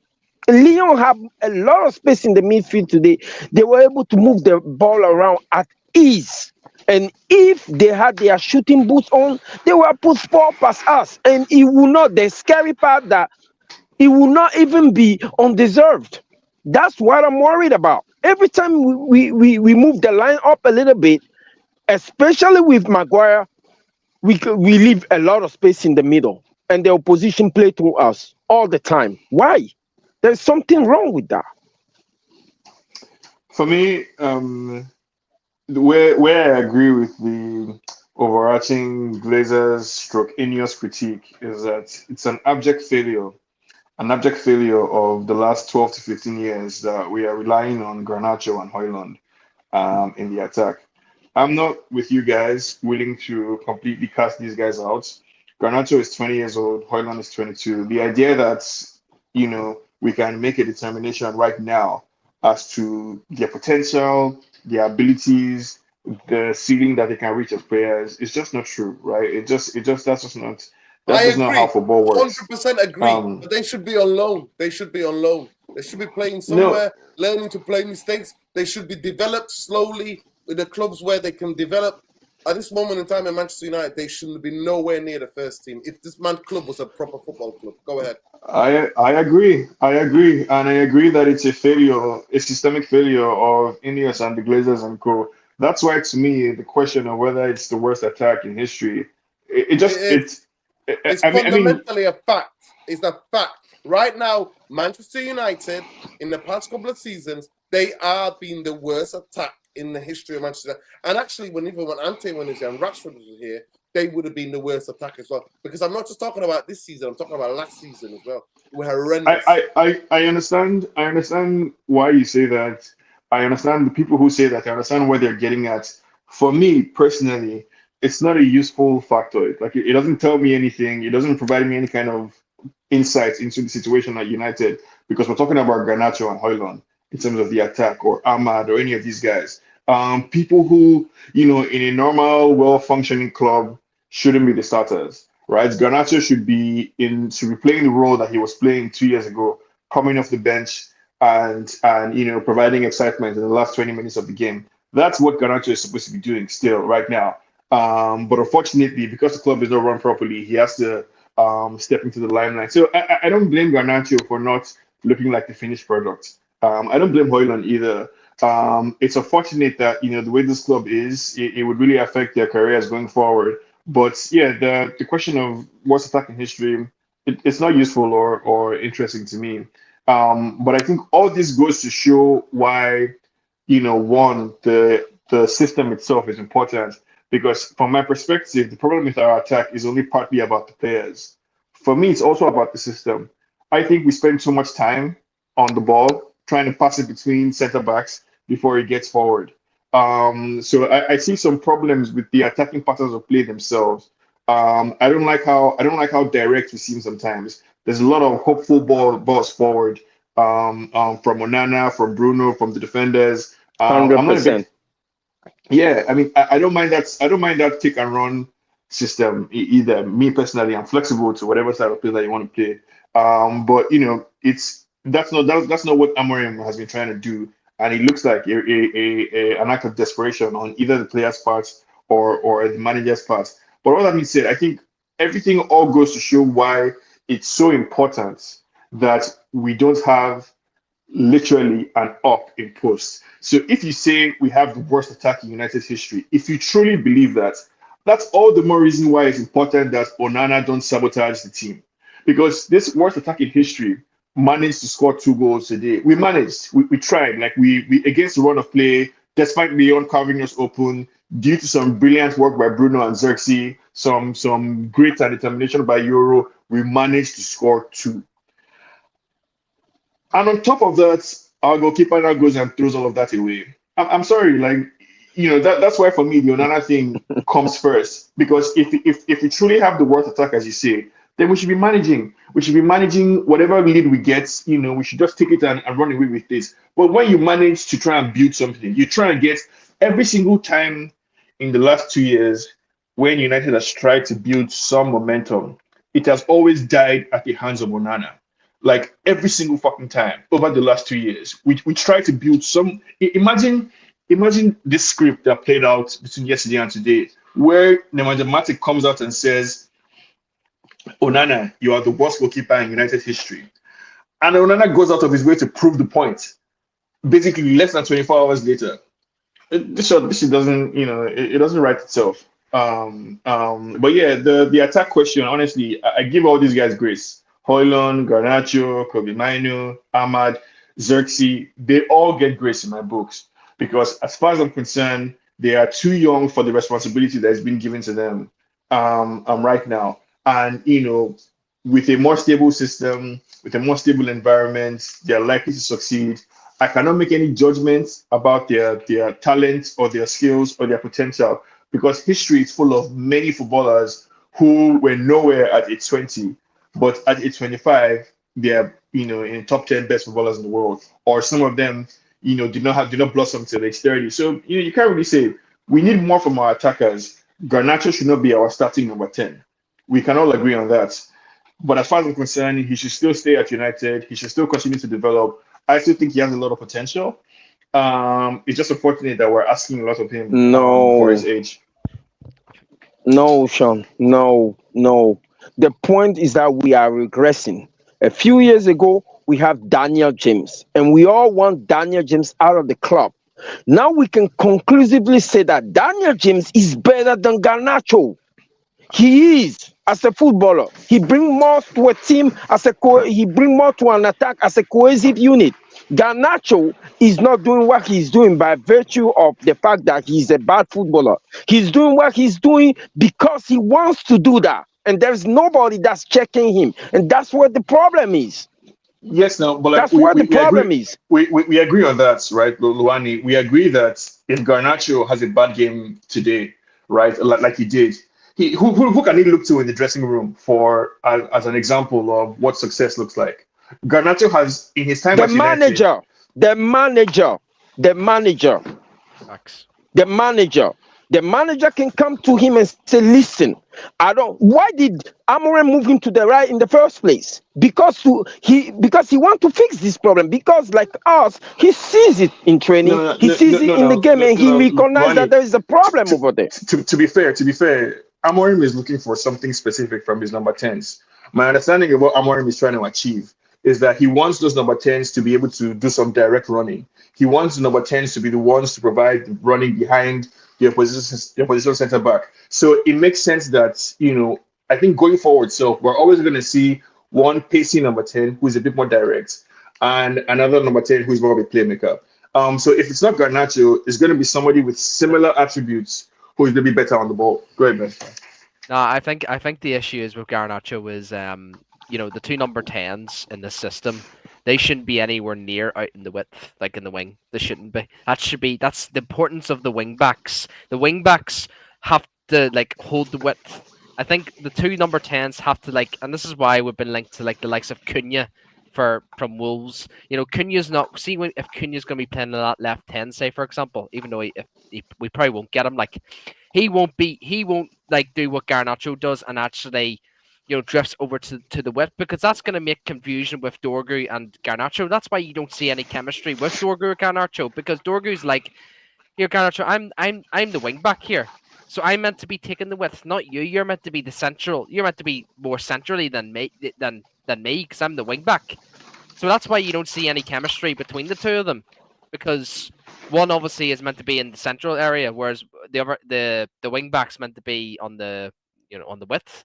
Whereas if Garnacho was playing on the right, or sorry, if Xerxes was playing where Garnacho plays, that's why you don't see Xerxes out wide. Because Xerxes has you see the 1-on-2 patterns of play, like with Dorgu, even the likes of Bruno as well, and Ericsson. We've seen Ericsson in the 10.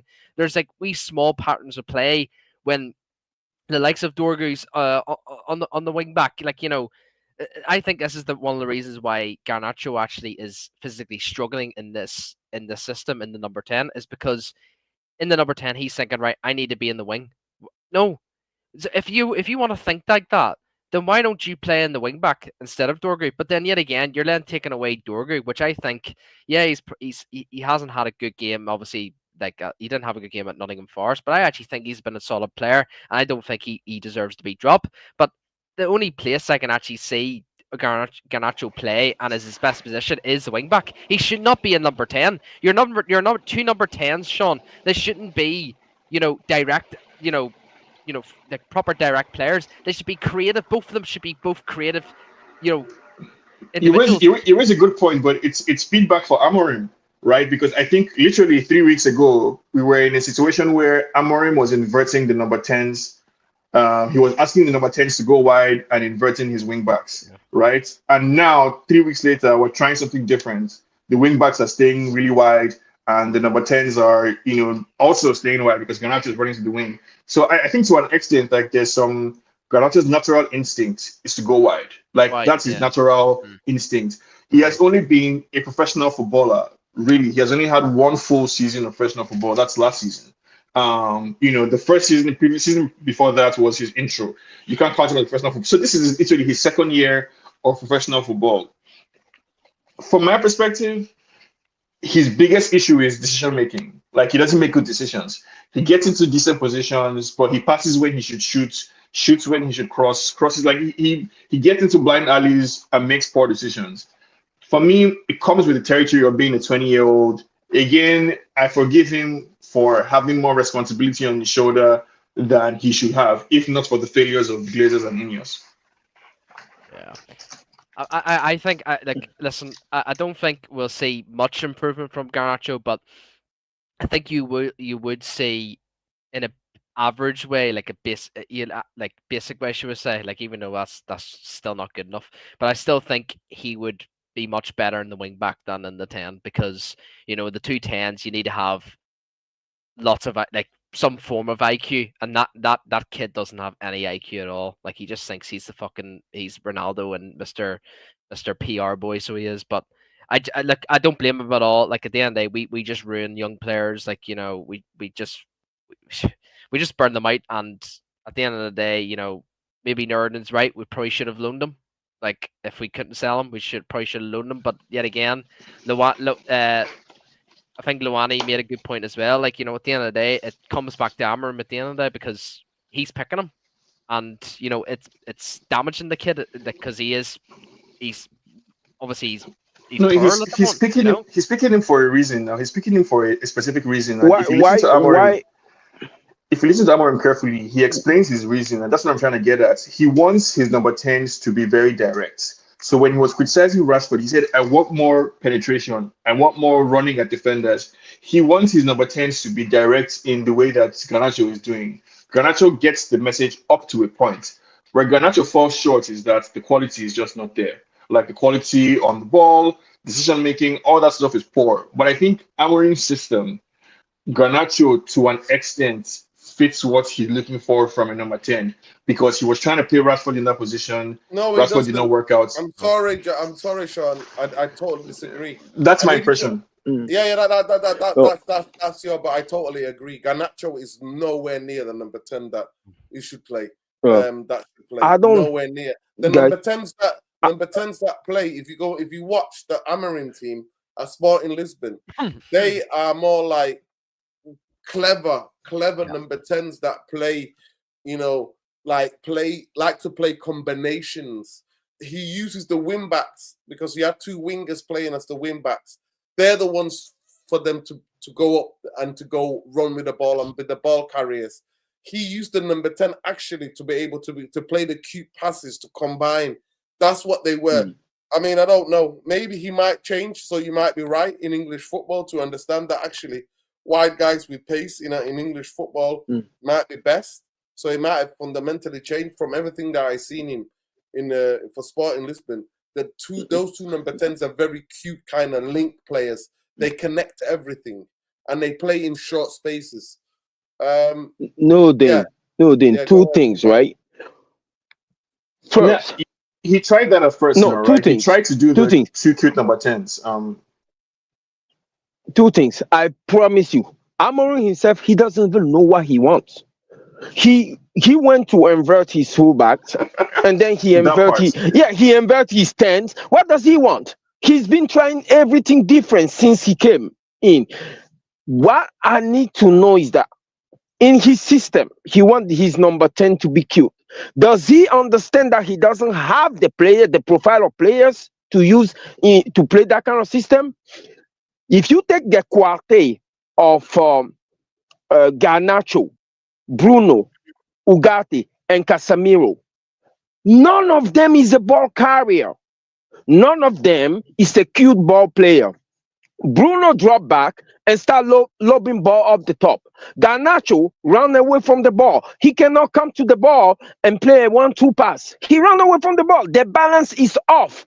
I've seen PSG play that system, and one thing I noticed is that they have a lot of ball carriers. When you look at Arsenal, the reason why they are the number 1 ball progressor through the middle in the league is because every single person in that team is comfortable carrying the ball.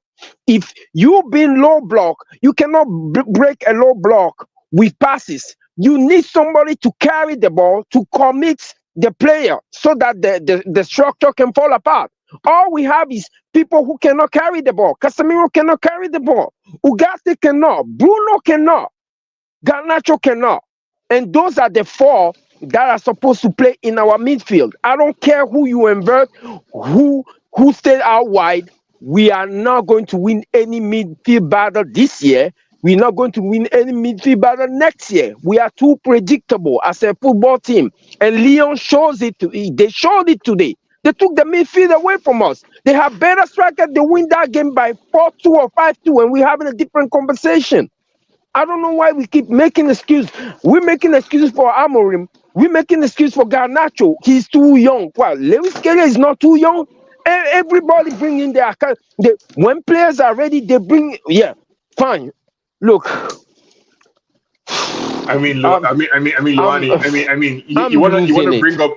You want to bring up Lewis Kelly, who, for all intents and purposes, looks like a wonder kid. Essentially, he looks like an exceptional talent, unlike normal 18-year-olds or 19-year-olds. So we can't use him as an example, right? And then on top of that, as we all agree, Garnacho should not be leading the line for United. He should be either on loan at a championship club right now or somewhere in France or Spain learning his trade. Nobody wants him. He's not that good. Nobody wants him. He's not that good. I understand your feelings about Garnacho, right? But you yourself just admitted that Amorim is trying to fit square pegs into round holes. So it goes both ways, right? On one hand, you have a system that doesn't suit the players. On the other hand, you have players who don't suit the system. So neither is going to look good. The system will not look good. The players won't look good because it's just a mess everywhere, right? So doesn't it make sense from my perspective to give Garnacho some grace because he started his career as a left winger. I don't blame him. He's being asked Sean, I don't convert blame to a him. number He 10. put himself on the football pitch. I don't blame him. I don't blame Garnacho. I don't blame these people don't put themselves on the football pitch. The coach does, the football club does. I blame them. As for the coach, right? As for the coach and getting rid of Rashford and Anthony, I understand. From my perspective, I think they were taking an informed risk, basically saying that even if we're going to suffer, we have a point to make. We have a principled point to make about the kind of characters we want in the dressing room. And so therefore, we're going to take some hits, some pain, if it means that we set a new standard. Obviously, that isn't working out the way Amorim would like it to, but I understand, it doesn't seem to be like incompetence or oversight or a mistake on the club's part, on Amorim's part, to get rid of Rashford and Anthony. It looked like an informed decision, knowing fully well that it was going to bring some pain, but trying to prove a point. A point that I think we all agree needs to be made, basically, that, Rashford and Anthony, that type of attitude, that type of performance on the pitch, basically, is no longer accepted at this club. So, yeah, I'm behind, because we all agree that we want some short-term pain for long-term gain. So I'm behind that decision itself. And, even though the storm is still looking kind of shaky, I think for me personally, the only way forward, I think, even for the rest of the season, you have to get Onana out of the limelight. Like, there's just no way that Onana can continue being the goalkeeper, because with everything you're saying, Luani, as poor as Garnacho is, as poor as Hojlund is, as bad as Bruno is in this system, no matter what, all of that, basically, if we now manage to find some sliver of hope or potential, we score a goal. That's at risk, basically, because the guy, in the back of the post, basically keeping for us, cannot be trusted. So I don't want a situation where, basically we have to score 4 goals a game to win, because our keeper is going to concede 3. Okay, but like Nuruddin said, right? He doesn't put himself in a goal. It's the same excuse we're making for Garnacho, the same excuse we make for Onana as well. He can be on the bench. Why not start Tom Heaton? I'm still looking at Amorim. I don't know what kind of loyalty Amorim is trying to buy by starting him. While he's clearly costing us game, he's costing us points. Just put him on the bench. Yeah, no. If I see... Listen, I just want to ask before we leave the panel. Do you think I'm backing up the wrong tree when 90 seconds to go, Zirkzee got the ball with Bruno and they're trying to score the 3rd goal? Do you think I'm backing up the wrong tree? Or do you think that in-game management, when the players are on the pitch, especially when they got 90 seconds to go, they should be doing a lot more in terms of managing the game out? I'll go to you, Lesso. 90 seconds to go. Zirkzee wins the ball from 40 yards from our own goal, picks up the ball, runs with it, drives. They're nowhere near him. He takes it, plays it to Bruno, plays to somebody, then plays it to Bruno. Bruno gets it. They want to combine for some imaginary 3rd goal that was not there. Am I barking up the wrong tree, or do you agree that it's on the most experienced guy, the captain, and Zirkzee, who's just got who has got something to preserve because he's the actual one who scored to make it 2-1. They could have used their heads and took it to the corner. Away game in Europe, managing the game out, knowing the skullduggery, knowing the dark arts of football, smelling what's going on. Yes or no? Or explain. No, you're not. You're not backing up the wrong tree. At that time and point, you need to manage the game. You need to waste as much time as possible. And unfortunately, we take it to the corner. Try to get a throw in. Try to get a free kick. Try to do something. But unfortunately, we're not that team. To be honest, I've never seen us do that. To be honest, the way we manage games, and everything is just disastrous. To be honest, so I expected them to try and actually go for the 3rd goal, as they're not that disciplined, and as well as Bruno. Bruno sometimes does not show that maturity, and from him, he should have instructed to tell everyone to try and waste as much time as possible, and manage and get the win. So it's unfortunate, but we're just not that team. Like I told you, we can't even do the most basic things like securing the game. So yeah. No, Dean, you're not backing up at the wrong tree. At the wrong tree. Yeah, you're not, because I didn't watch the game. I didn't watch that goal. For me, the game was over 2-1. I was getting ready to come here and say quite a few positive things and now have to discuss about Onana. The fact that we're talking about Onana, and you see, the Onana mistake will appear in the highlights. What Bruno and Xerxes will never appear in the highlights. And that is football in a nutshell for you. That's what happened. You know, that the little things is what matter. They take that ball to the corner flag. Maybe we 2-1. We manage a draw at Old Trafford. This tie is over. But now we're here having a conversation about a goalkeeper. Yes, he have his share of blame in this. But Nuruddin is 100% right. These are the things that we don't see. We don't see as a bigger picture. Unfortunately, that's why we are. We have selfish people in our team, and they need to go. That right there, Nuruddin, why you just talk about that's selfish. That's the spirit that we need to get rid of. That right there. Incredible. So I think not only are you backing up the wrong tree, I think like the tree is in France. You're all the way in Kazakhstan. Like wrong agenda entirely, completely from my perspective. Because I think 2-1 away at a tough European ground is a legitimate scoreline. It's a legitimate scoreline, 2-1. We don't have to win 4-0. It doesn't have to be a perfect performance. It doesn't have to be a perfect scoreline. We could have gone away with that 2-1 victory and everybody would have been okay, as Ryan was alluding to. As I was watching the last few minutes of that game in that sequence, I had this crazy premonition. As in, I was saying to myself, oh my God, Onana is about to do a madness, basically. And he did it, right? So I don't think it's too much to ask from my goalkeeper at Manchester United. I don't think it's too much to ask that when a shot comes in your direction, right, don't just palm it for the opposition striker in front of them.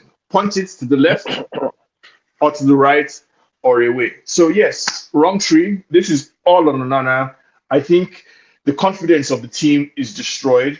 I think the sequence of Matic saying, you're the worst goalkeeper in the world, Onana saying, how dare you say that to me?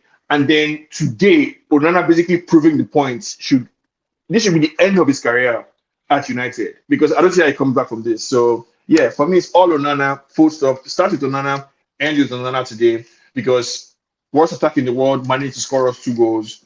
We could have gotten away with it if it wasn't for Andre Onana. So it's all on him.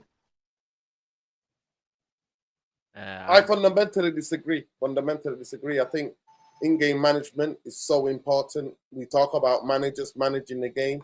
I think being cute, knowing the dark arts of football to try to win football. And that's why I'm quite surprised at you, Sean. I'm really shocked at you because you're the type of person who would be like, why don't we do what the dark arts do, anything that means to win the game? When you got 90 seconds, oh, well, hold on a minute. When you got 90 seconds left on the clock, you've got 2 guys on the ball, take it to the corner to waste more time to try to get a free kick, to try to get a throw-in, to try to get a corner. And the thing, we don't even give Onana the opportunity. But I'll go to you, Ben. Ben, am I backing up the wrong tree? Be please free. Don't feel any pressure to agree with me. Because I actually think that part of the game, Manchester United don't do. We don't do. I don't ever see us doing that. And that's been a fundamental failure where we've been in the last 12 years. But go ahead. Yeah, no, I think you and Lesto and Luani as well have literally spoke what I was literally about to say. You're spot on. You know, there's the only times I've seen us like ever like take the ball over to the corner flag has usually been like in finals, like at Wembley. Remember the City game under Ten Hag? We took the ball over to the corner flag and just like obviously kept hold of the ball. But this is the issue with just like these players that they just don't see it that way. They just like, oh, here, let's go for another goal, and like you just and just basically end the draw like that there, and just fucking once Old Trafford hits, we say, oh, here, there's not that much pressure on us anymore because we've got that 3rd goal, we're 2 goals ahead, there's not much pressure anymore. And this is the issue with us, like, everyone says, Bruno Fernandes is a proper captain, like, he's this and that. Even Xerxes as well. Xerxes is a lot to blame, but at the end of the day, Xerxes is only a young kid. This is Bruno Fernandes we're talking about here. He's over 30 years of age. He's plenty of experience. He should have took that ball over to the fucking corner flag with Joshua Xerxes and just held it up and try and win a free kick, try and win a corner, try and win a throw-in, try and win anything. And this is the importance about being a proper captain. And I'm not saying Sean, and there's a lot of people obviously in the panel and the chat that love Bruno Fernandes. I'm not saying Bruno Fernandes had a bad game, but as a captain, if your team is literally on the verge of going over the finish line at frankly probably it's not an easy place to go to. Lyon's just not an easy place to go to, especially with that hostile atmosphere with the French fans they are. But if you're a captain, you want to cross over that finish line and actually say, look here lads, let's go home, let's go on the plane back to Manchester and actually enjoy the win, take the ball over to the corner flag and let's call it a day. But no, they decided to be fucking Mr. Superstar and try to go for the third goal. It's just embarrassing, man. And right now I'm working on a couple of transactions, right? And where everybody's trying to react to tariffs and everything. There's a concept of pricing in risk, right? And as far as I'm concerned, you should price in the idea that Bruno Fernandes and Xerxes might, try something 90 seconds to go. That to me is a normal behavior for a footballer, right? And why start the clock at 90 seconds? Why not go back to 1 minute and 30 seconds, 180, or the last 5 minutes, right? Why just 90 seconds? Why not go all the way to 10 minutes or the whole first half? None of that you can control. No, Sean, you don't get it. I'm talking about knowing and understanding the managing the game out. 90 seconds to go, Xerxes wins the ball actually from a ball that was 50-50, makes a great challenge, wins the ball back, uses his strength. He carries the ball beyond the halfway line.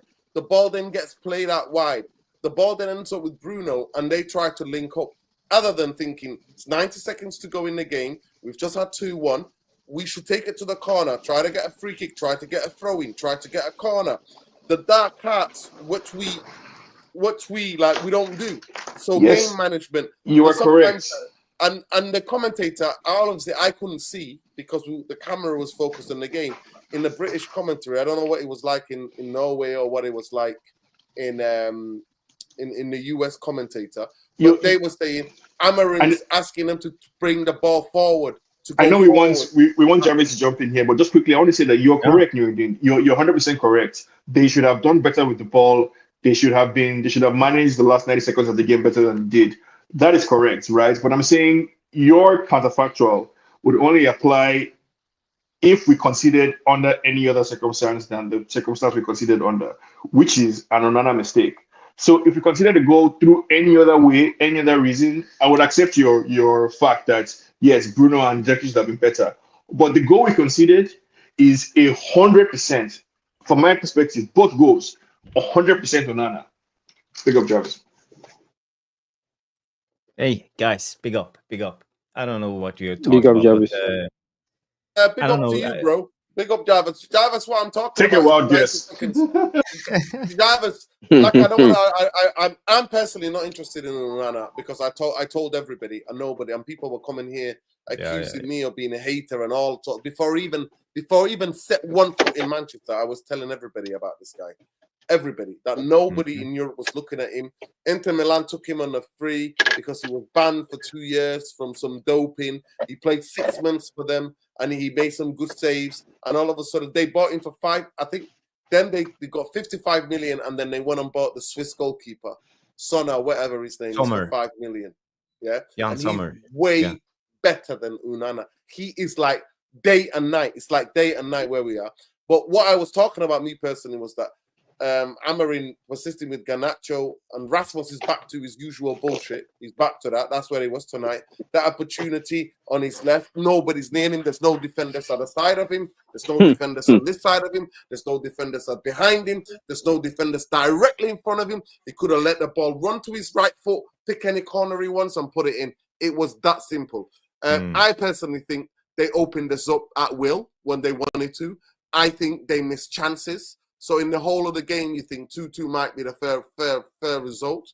But for me, when Zirkzee wins that ball, Jarvis, he takes it, brilliantly does it. He takes it to the halfway line. He goes beyond. We go on the other side. We get out.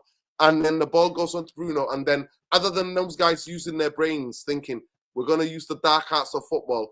Actually, we're going to stand on the ball. We're going to maybe get a free kick, get a foul. We're going to maybe get a throw-in, maybe a corner, and waste the time and just kill it because see the game out like a seasoned team would be. Instead, they fucking lose the ball. They try some weird, stupid combination bullshit. Zirkzee's ball back to Bruno is horrendous. They win the ball. They try to cross it from that side. The ball goes all the way out. Dogu's 20 years old, has no idea. Foul the guy. Put the ball out for a corner. Because if you remember, majority of the game, their corners were horrendous. Their set pieces were dog shite. Other than the goal that went in, right? And that was because, I've seen goalkeepers concede that before because goalkeepers are in two parts. They think somebody's going to touch it, so they stay in position. And the last minute, he's got fucking Jeremy Beadle hands. If you know, you know. But it is what it is sometimes. But for me, like I'm saying, 90 seconds to go. Use your fucking brain, especially the captain and Zirkzee. See the game out. Zirkzee's a big lad. Use his frame. Put the ball in front of him there in that corner. Let them fight it out. If they get it back, if they do that and they win the ball back, Lyon, fair play. You know what I mean? Fair play.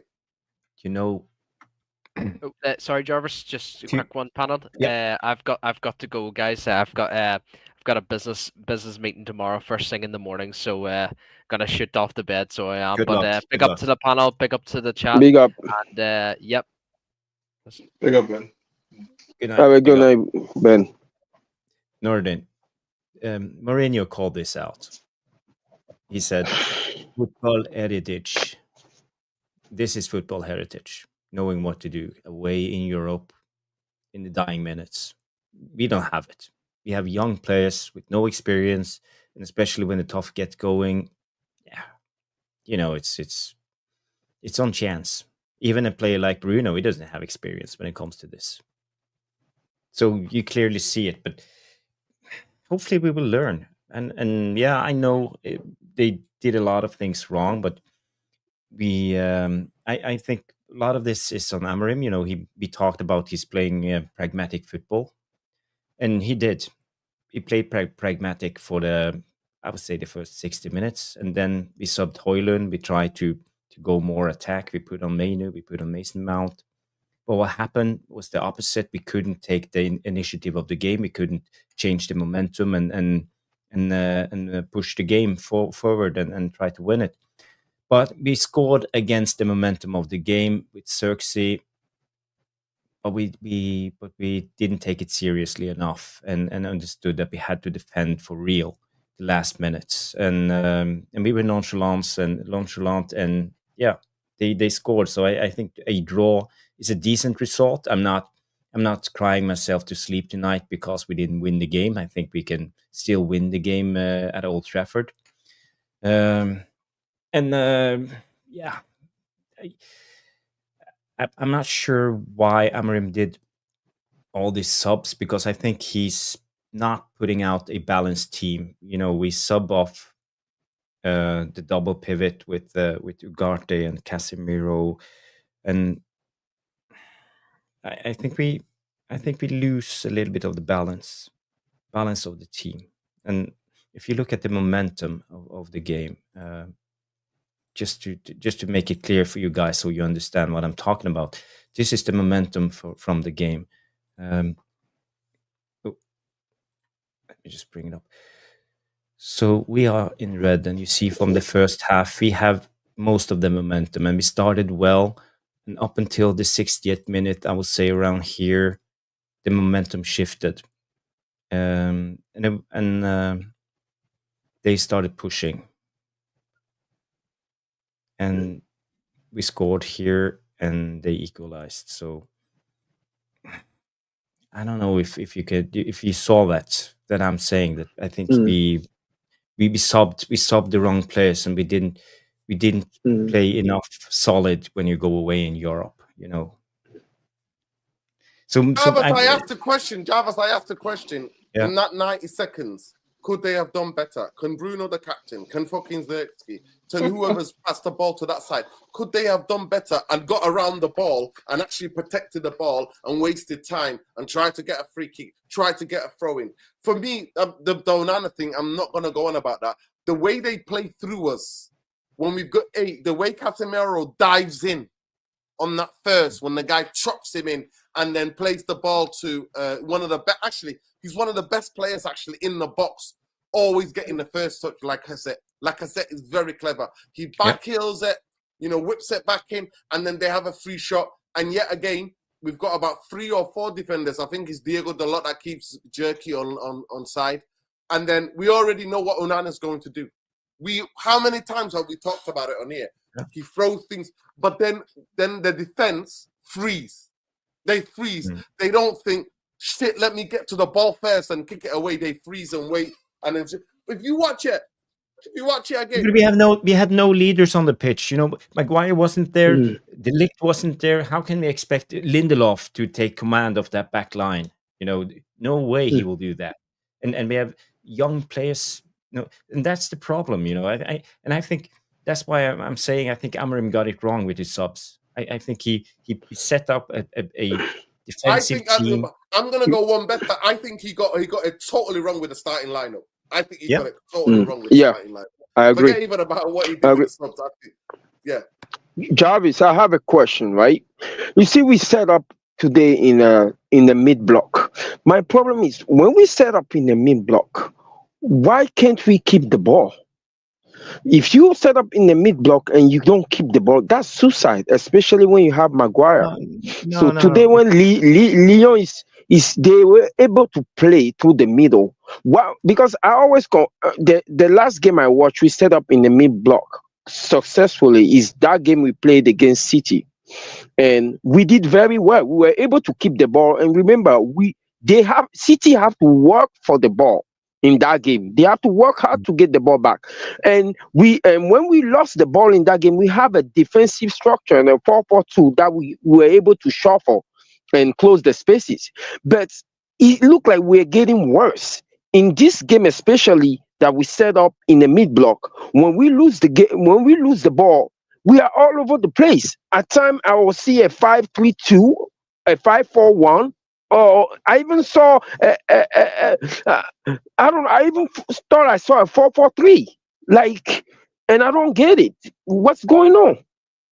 No, it's basically about Lyon and how they set up, because it was extreme man marking. They were following us everywhere. Even the central players they had followed our central players. So if, let's say, Ugarte moved outside, their central midfielder moved outside. So a lot of times in the game there was a big gap centrally, because they actually just cleared it, because they were man marking everywhere. So the opportunity was there for the defense, especially Maguire centrally, to step up in that space a lot of times to be a passing option, but he didn't. He kept his place deep. And if you remember, but you see, today we tried to press them. We tried to press them a couple of times, right? But they play through our press. Really narrow, because it was like a man marking game. There was no zonal awareness, and I would say it was both teams. And the only chances I think we really played well, it was when the wide centre backs. We had one opportunity when Masraoui carried the ball into the last third. We could have created something, but it ended up with a bad pass.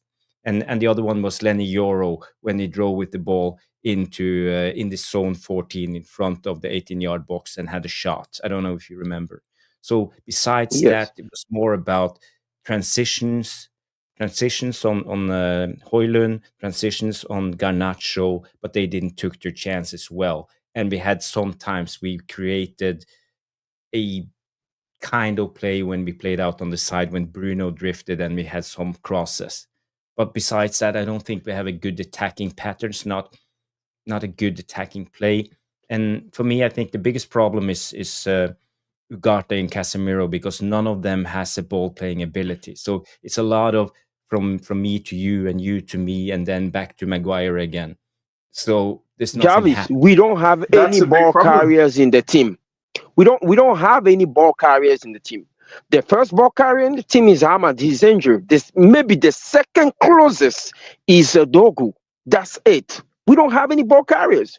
Lenny No, Yoro is we a have center back. Masraoui and How Euro. far is he? Yeah, but the center back, how far are they gonna go? We need Yeah. midfielders to be ball. We need at least, you see that quarter of midfielder. We need them to be ball carriers, at least 2 out of 4. But none of them are. And that's the reason why we cannot progress the ball through the midfield, and we're going to the flank all the time.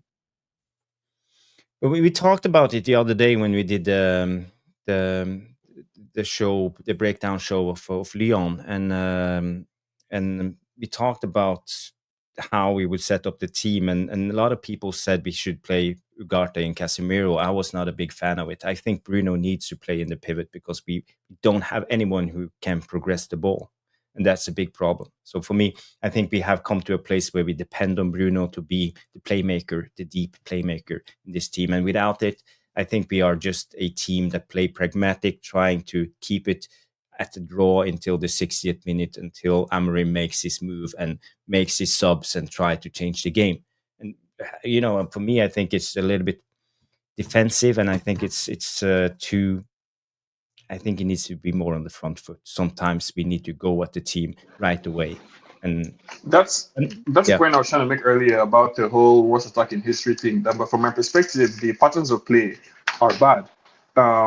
It's not like we're getting into good positions and player quality is always letting us down. Like attacking wise, like we don't get the ball from back to front quickly enough for my liking, and in an attractive enough way. Like we don't look dangerous on the attack.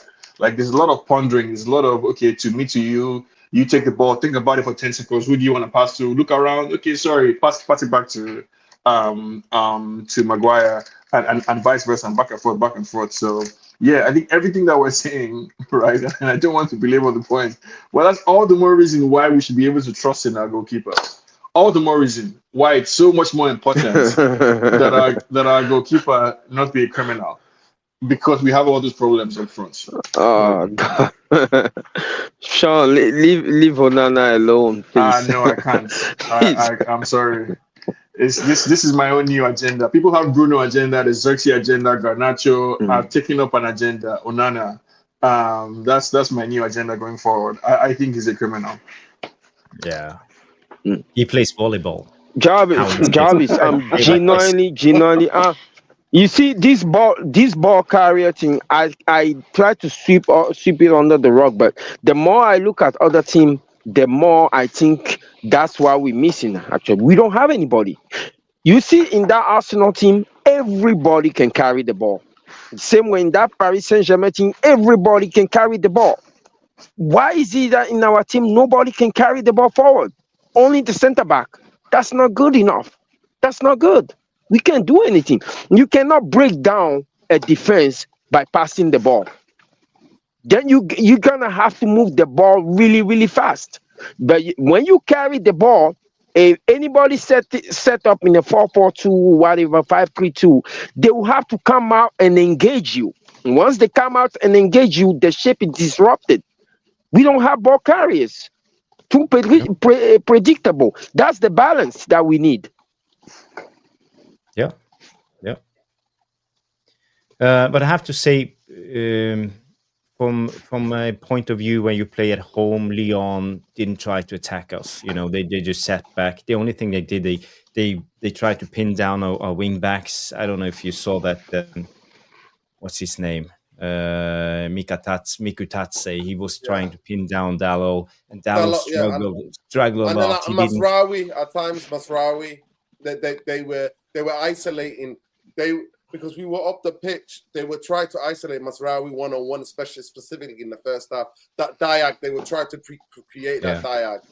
But this Mikutatse, he was pinning down Dalot, and Dalot didn't know what, because there was an open space. Almada was their number 9, but he was a false 9. So he was dropping into these pockets. And Dalot were in between the rock and the hard play. He didn't know what to do, who to press, where to stand. And the answer is he should stay here and let Masraoui deal with Mikutadze, but he didn't. So again, you see that's the problem when you see how Dalot and Masraoui play together. They don't communicate well when it comes to this. Dalot wants to be defensive aware, and take his role as the fullback, but he needs to be the wingback and push higher up. I thought his yellow card for an experienced player now was absolutely disgusting. His yellow card. I was just like, what are you doing? You're putting on pressure. We haven't got anybody else to bring on to try, you know what I mean? This is a game. We're not going to throw in a young Amas into the mix. Yeah. We want Lindelof. We had Luke Shaw. Oh, don't even get me fucking Luke who? Don't get me started about it. But yeah, I actually think, I'll get you started about it, Nuruddin. I look forward to seeing Luke Shaw back in the team. I know if we progress in the Europa League, as we get to more important games, I think Luke Shaw can be an important player for this United team. We are not serious. We are not serious. I just wanted to trigger. We are not serious. I'll be honest with you, right? Lyon is looking at this game tonight, and they fancy their chance at Old Trafford because the pressure is going to be on us. If we attack them a bit more than we did today, we'll play right into their hand. I don't understand, Amorim. Why are you playing a mid block with Maguire? Why did it look like the players that he substituted in today? By the way, his substitutes are always kind of like for like. I don't like that. So the player that he substitutes in today looked to me that they should have started. Lindelof is a better ball player, ball progressor.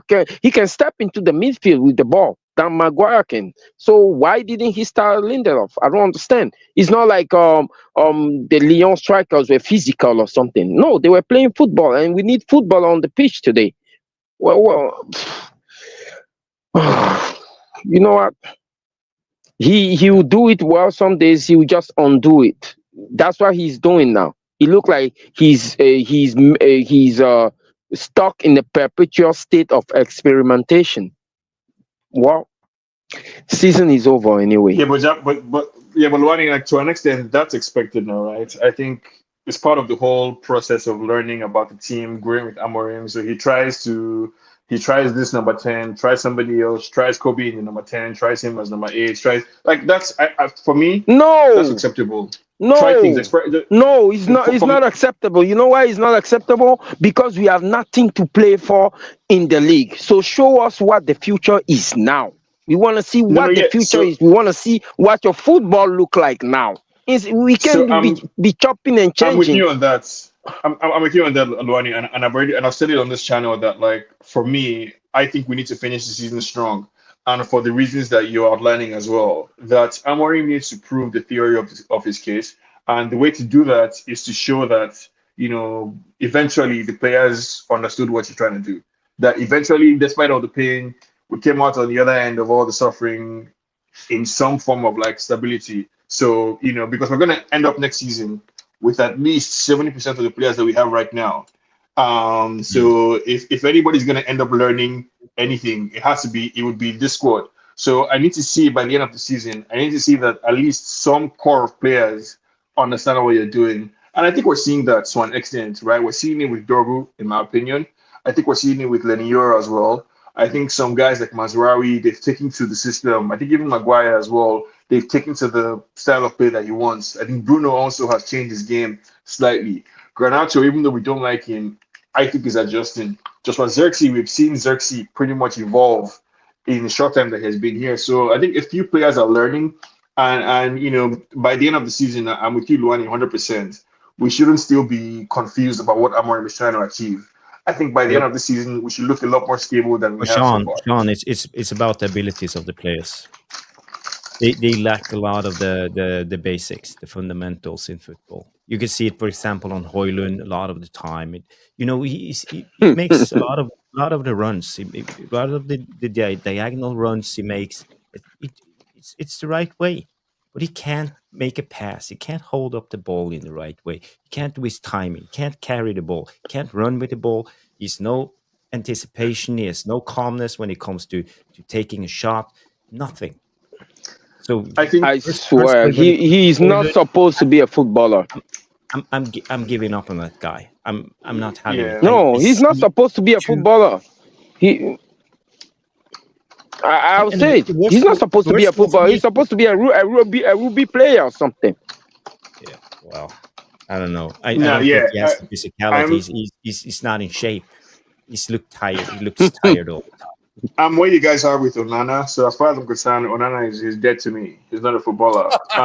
Wow. But It's very selective, Sean. Very selective. Only tonight he's dead to you. no, no, Wow. no, no. So yeah, Wow. okay, So so he was yeah. amazing. So No, no, it's you're true, gonna it's tell us he true. was amazing before, yeah? Let me When let, when let, let when me he address knocked us that out of the point. Champions League by himself, was he amazing to you? Yeah. I did not say he was amazing then, Yeah. but I gave him grace. And What it's grace? What possible. grace? What grace, Sean? No, the What grace, the grace? same grace that I'm giving, same grace He's that made I'm more giving. mistakes. He's made more mistakes than any other goalkeeper in the Premier League this season, leading to goals. You've watched game after game after game after game, and you still giving him grace. First season, for me, it's like somebody comes around, slaps you in the face, knocks you out. You got a bloody nose and bloody teeth. You're like, you know what? I'll give you grace. Like the idea No, that Onana was ever good enough for Manchester United is, to me, I don't know what your footballing IQ is. I that's a straw genuinely man doubt it. now. Like That's not a that's a straw straw man. How's man. that a It's a straw man? straw man It's now straight because up. It is oh my straight. god. So why, Sean? How come I could see it? How come I live in South Central Manchester? I've got 2 coaching batches. How come I could see it? I don't know him personally. I've never met him in my life. I've never even seen him around Manchester. Before he put a foot in Manchester, I said, guys, he's not the guy. That guy's not the guy. Why? No, Why? I mean, far be it to me to discredit your powers of prediction, right? It's just me, Yeah, by the way. It wasn't just no, me. it's It not was just you. loads of people. Loads of It people. wasn't just me. I think for everybody like you who predetermined that Onana was going to fail, there were other people who were willing to give him a chance. And for me, there's a world in which the problems that Onana was facing was a result of confidence. That's how I feel about Hojlund. I think Hojlund's issue right now is a confidence issue, not an aptitude problem. So until I come to a conclusion that okay, in fact, this is a skill or aptitude issue. From my He's perspective, not. Hojlund, hey God, Sean, Nuruddin. Sean, can I ask you one question, please? Okay. Like, genuinely, do you absolutely believe that Andre Onana is his things like confidence? And you've watched him, you watched the mistakes, you watched the traits, and you are saying this with your chest tonight, right? Today is in California, that it's a confidence issue.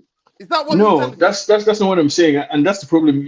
You're not hearing me. No, I'm you saying just that like talked about confidence. I I want said to that understand. I said that up until now, the reason why I was willing to give Onana grace was because I was willing to accept that his mistakes were as a result of confidence. But now I can see that it's clearly an aptitude problem.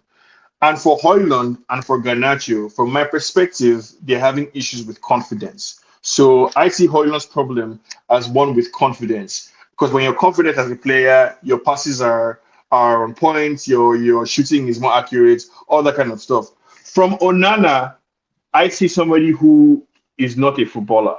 Like he's not an actual footballer. So it's not a confidence issue with Onana. I hope that's clear. I managed to be clear on that particular point. It's Can not I a ask you a confidence issue question? with Onana. Okay, Sure. can I ask you a question? What do you think is wrong with his type of goalkeeping? Do you see any flaws in the way he goalkeeps, the decision making? Do you see anything in the way that he's a shot stopper?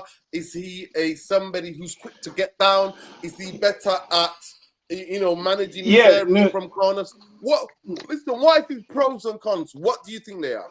no, none of the above. The only pro that I see about Onana is a pro that, as a United fan, I've not been able to benefit from. Because I was a late comer to this whole idea of you need keepers to be good on their feet. I'm late to that idea. I'm not 100% convinced still, but I understand the idea behind the way the game is evolving. You need a keeper who's good with the feet. But Onana, the feet stuff I've not seen. Reflexes he doesn't have. Control of his area he doesn't have. Like he dives like somebody who's out of shape. Right? He dives like my dad would dive or like my grandpa would dive. If he were alive, right? He's completely like he doesn't control his area. He doesn't inspire confidence in his teammates. He doesn't have good reflexes. basically. So if the ball is not straight at Onana, he's not catching it for any reason. So yeah, I don't think he has the skills to be a keeper. Okay, Whereas, but knowing all of that, you were still giving him grace. Am I is that correct? Or am I wrong? No, you're wrong because you're looking for a gotcha. No, it's not a gotcha. No, I'm just following your logic. You said you were giving him grace. So before, you've never gone in on him. You were saying I was giving him grace then you because, said it was from my about confidence. perspective, it was about confidence. Yes, but now I've come around to the position that actually, this is an aptitude problem. So it's not confidence; it's an ability. He just doesn't have it in him to be a good keeper. If that's where you guys are with Hojlund, that's fine. I'm not there yet. That's what I'm saying. Okay, no worries. Mm. Okay, no worries. I think as United fans, we love making excuses. We love bathing ourselves in excuses. When you take a team like Arsenal, for example, look at the team as it's built.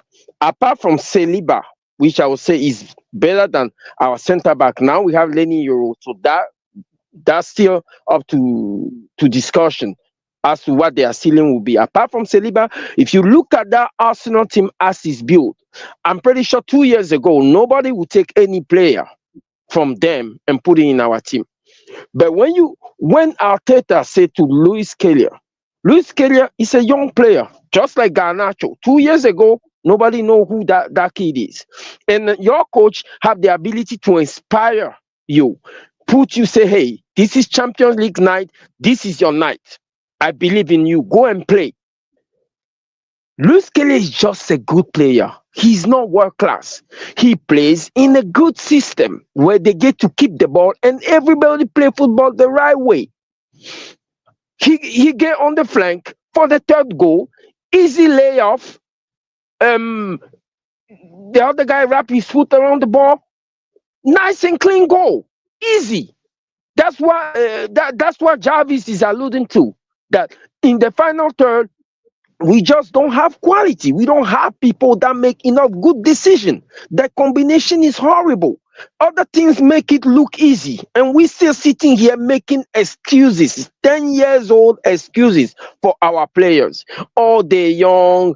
Oh, they need to learn this. Oh, they're not experienced. Come on, man. We always gonna be like this forever?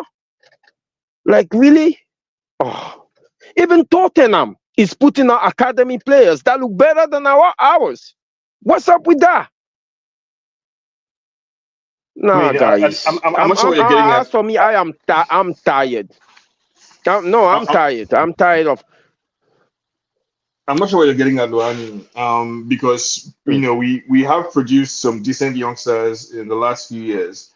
Under Ten Hag, it looked like Kobe Mino was next best thing since sliced bread. Under Amorim, Kobe Mino's future looks less certain, right? Under Ten Hag, Ahmad was left out in the cold, didn't look like he had a future at United. Under Amorim, Ahmad looks like one of our best players. Like, I just don't understand how, as fans, we can be making definitive statements about 20-year-old footballers right now, given everything we're all saying about how the club is run in a terrible way. We're also now criticizing and penalizing these players for not being superstars at age 20, for not being able to lead the line at age 20. Don't compare Garnacho to anybody else, or don't compare these players to the guys at Arsenal who are thriving in a very stable environment that they've consistently been improving year over year for the last 5 years. We've all been saying the same Why shouldn't I compare him to anybody else? He's the starting winger for Manchester United, for Christ's sake. Only 4 seasons ago, Arsenal. 5 seasons ago, Arsenal we were in the same boat. We were in the same boat as Arsenal. Luani, if United were a well-run club, would Garnacho be starting for us or not? If we were a well-run club with owners who knew what they were doing, would Garnacho be starting for us or not? No, sorry, you can't have your cake and eat it. You come here every time defending the owners. coming in with your No, finances I and don't. all that. I don't. Yes, I you don't are. Yes, you do, defend. Sean. Yes, I provide yes, context. you do, Sean. No. After context, you come here and try to bamboozle us all and tell us, well, this is what they do, this is what it is, and then now you want to have your cake and eat it. It's too late, Sean. It's 10 past. We've had two hours But and this 10 is minutes. but this is the problem, right? I'm That's what sorry. I'm getting at. I'm That's what I'm sorry. getting at No, with Gotcha. All of I us. think It's not about gotcha. It's all about. it is. You want to change the debate. You want to change in I'm terms not of changing you come debates. here and defend Glazers and I've defend never defended the Ineos. Glazers. No, you have, Sean. I've never you defended have. them. I've But Sean, provided context. two things can be true, right? We can be a Right. badly run club, and Garnacho Thank can you. also be a bad player. Thank you, Luani. Right? Two things can be true at the same time. But unfortunately, right, in this and we had this conversation a couple of weeks ago talking about why football is so toxic these days.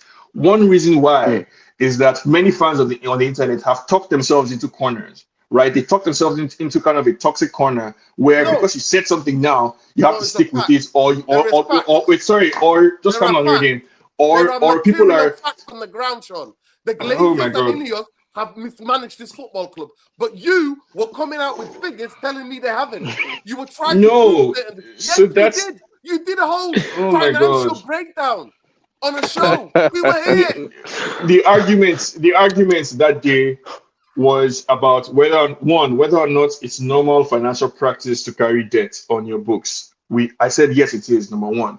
Number two, we're arguing about the quantity, how much the debt was, and I showed We're telling you, not in a football club. We're telling you, business is different. Running a fucking chemical factory, a corner shop, and running a football club where you got PSR rules. We were telling you, no, you cannot carry a debt because the debt will always come to bite you in the back. And Manchester United debt has bitten us in the back. And I've been warning about this as long as this channel has been here. The debt is the problem. That's the problem that I'm 20 years. It's a problem. That's the problem that I'm alluding to. And people like you, working finance, God. kept saying to me, the debt's not a problem.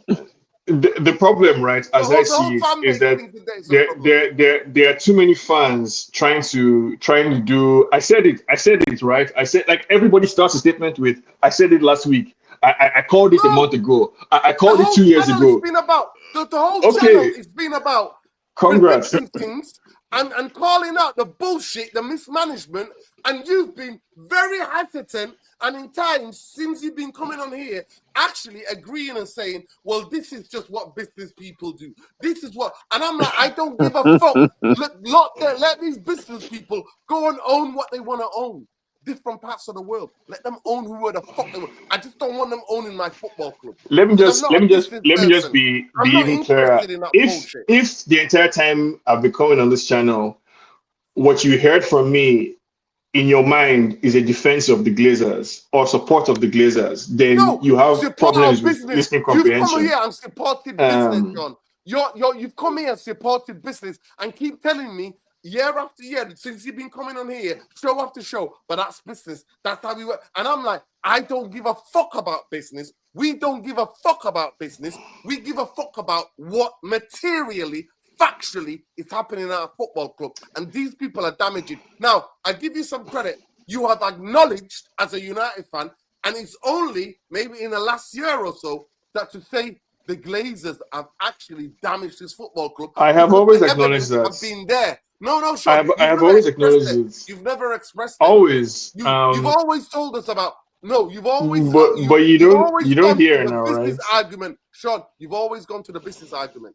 You've always. I don't want to. These are businessmen. I don't want to. Yes, you're lies about you. Yes, you're lying. Like, you're completely misrepresenting every single thing that I've said. But that's kind of my point, right? Because the whole objective of these kind of exchanges is not to make sense of each other. It's not to have a conversation, right? It's to prove or to, what's the word I'm looking for? Prosecute an agenda, right? Because you are more righteous as a United fan than I am, because you're more angry about the Glazers than me, right? So that's the whole thing. So when I come and say, what agenda, Sean? What agenda?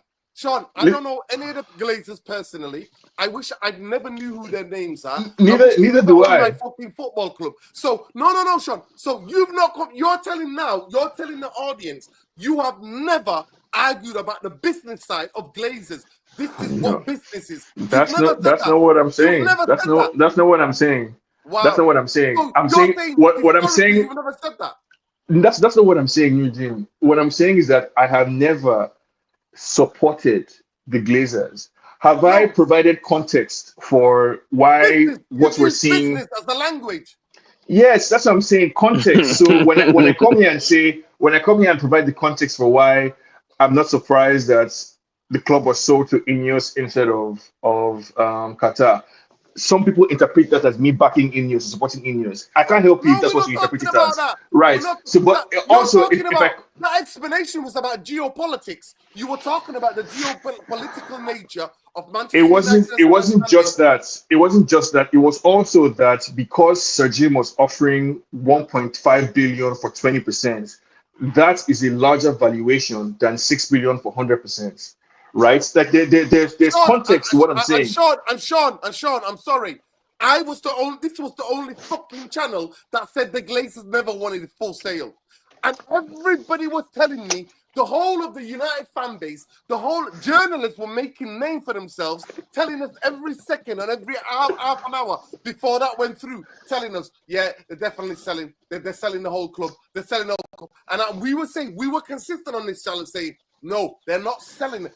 They wanted. As soon as I heard about the Elliott Group, as soon as I heard about all these other vulture capitalists on New York, but you're proving my point. The Glazers right? already wanted they wanted a bailout, and Jim the Rat has given them the bailout. You're proving my points. The question for Nuruddin and Sham, for both of you. I have a question for both of you, right?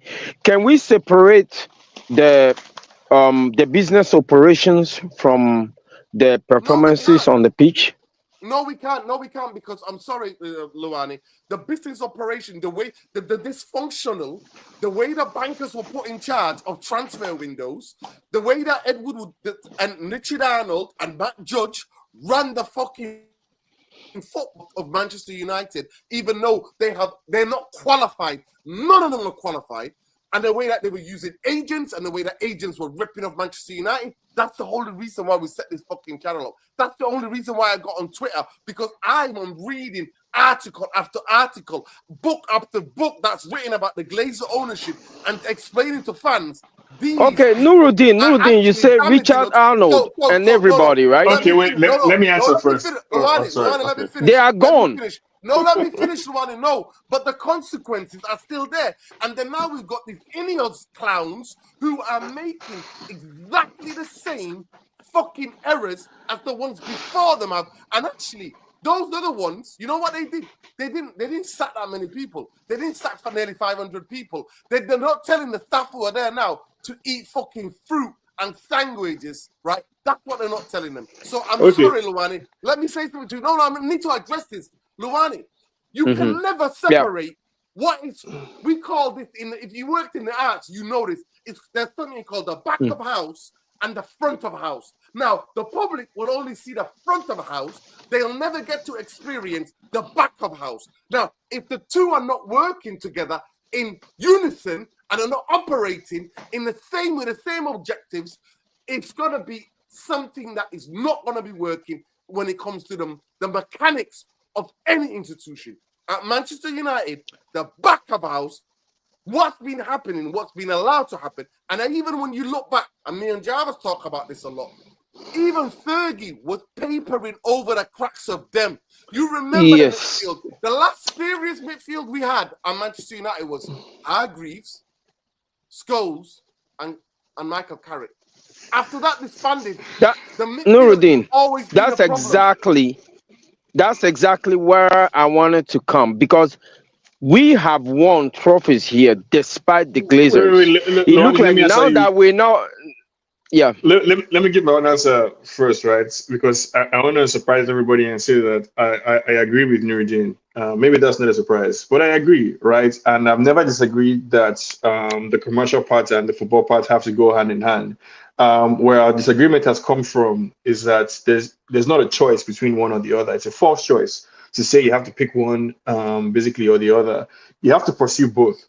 You have to pursue both, even more importantly for a publicly traded entity like United, where the owners of the club have a fiduciary responsibility to the shareholders to make profits.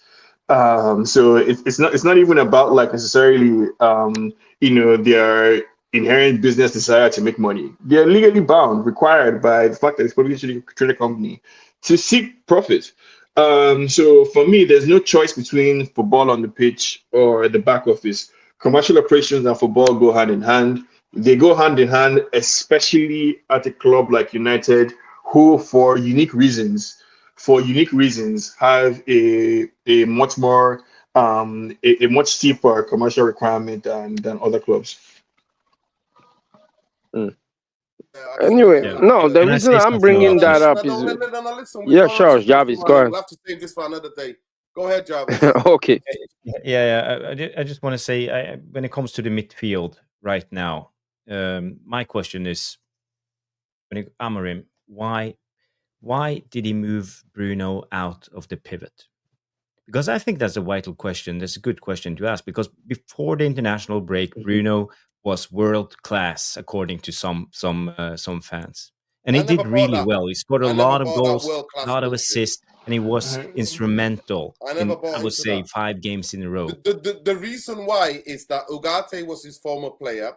Casemiro is somebody he's changed his mind about, who he was trying to get rid of, right? How he tried to like almost kind of disrespected, a guy who's won all of that and disregarded him for a long time. And apparently Casemiro, this is according to Amorim, got his Yeah, he head figured down. out how to play Casemiro. He said it Yeah, himself. got his head down, and now those two playing, Bruno goes up the pitch again. Plus, the fact that we don't have anybody, he thinks Bruno being closer to goal will be able to create. And we know that, Jarvis, teams, because I always explain it mechanically in football, Bruno cannot play, can play back to goal, especially in the type of build-up that he's playing.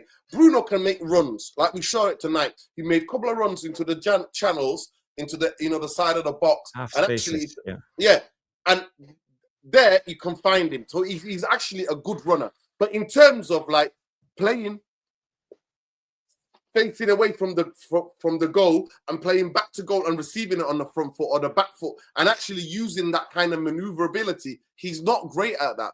People get to him quickly, people can stop him.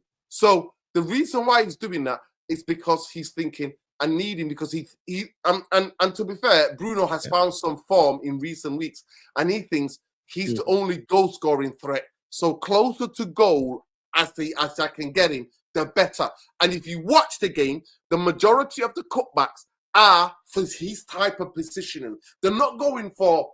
They've decided not to pass the ball to the front line where Rasmus is attacking. They have decided to cut the ball back, and that is where Bruno's been getting his chances. And that's the reason why. 100%. That's what they're doing. 100%. Yeah, but I think 100%. I get that, Bruno. I get that what you're saying and makes sense. But for me, I think the decision making is on the manager, and when things work he's learning really on the well. job, Jarvis. He's learning on the job. He's 40 years old, Jarvis. He's learning on the job. No, I think it's the fact that he lacked creativity up front. As soon as Ahmad come back, Bruno will go back into the pivot. That for sure. Because somebody have to start. So Bruno is not going to be benched. The only place he have left is going back to the pivot. I should say this, Jarvis.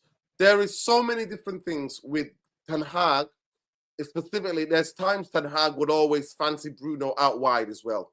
There is something about Bruno. There's certain things, because I think in the way they play the midfield pivot, they're very similar, Ten Hag and Amorim.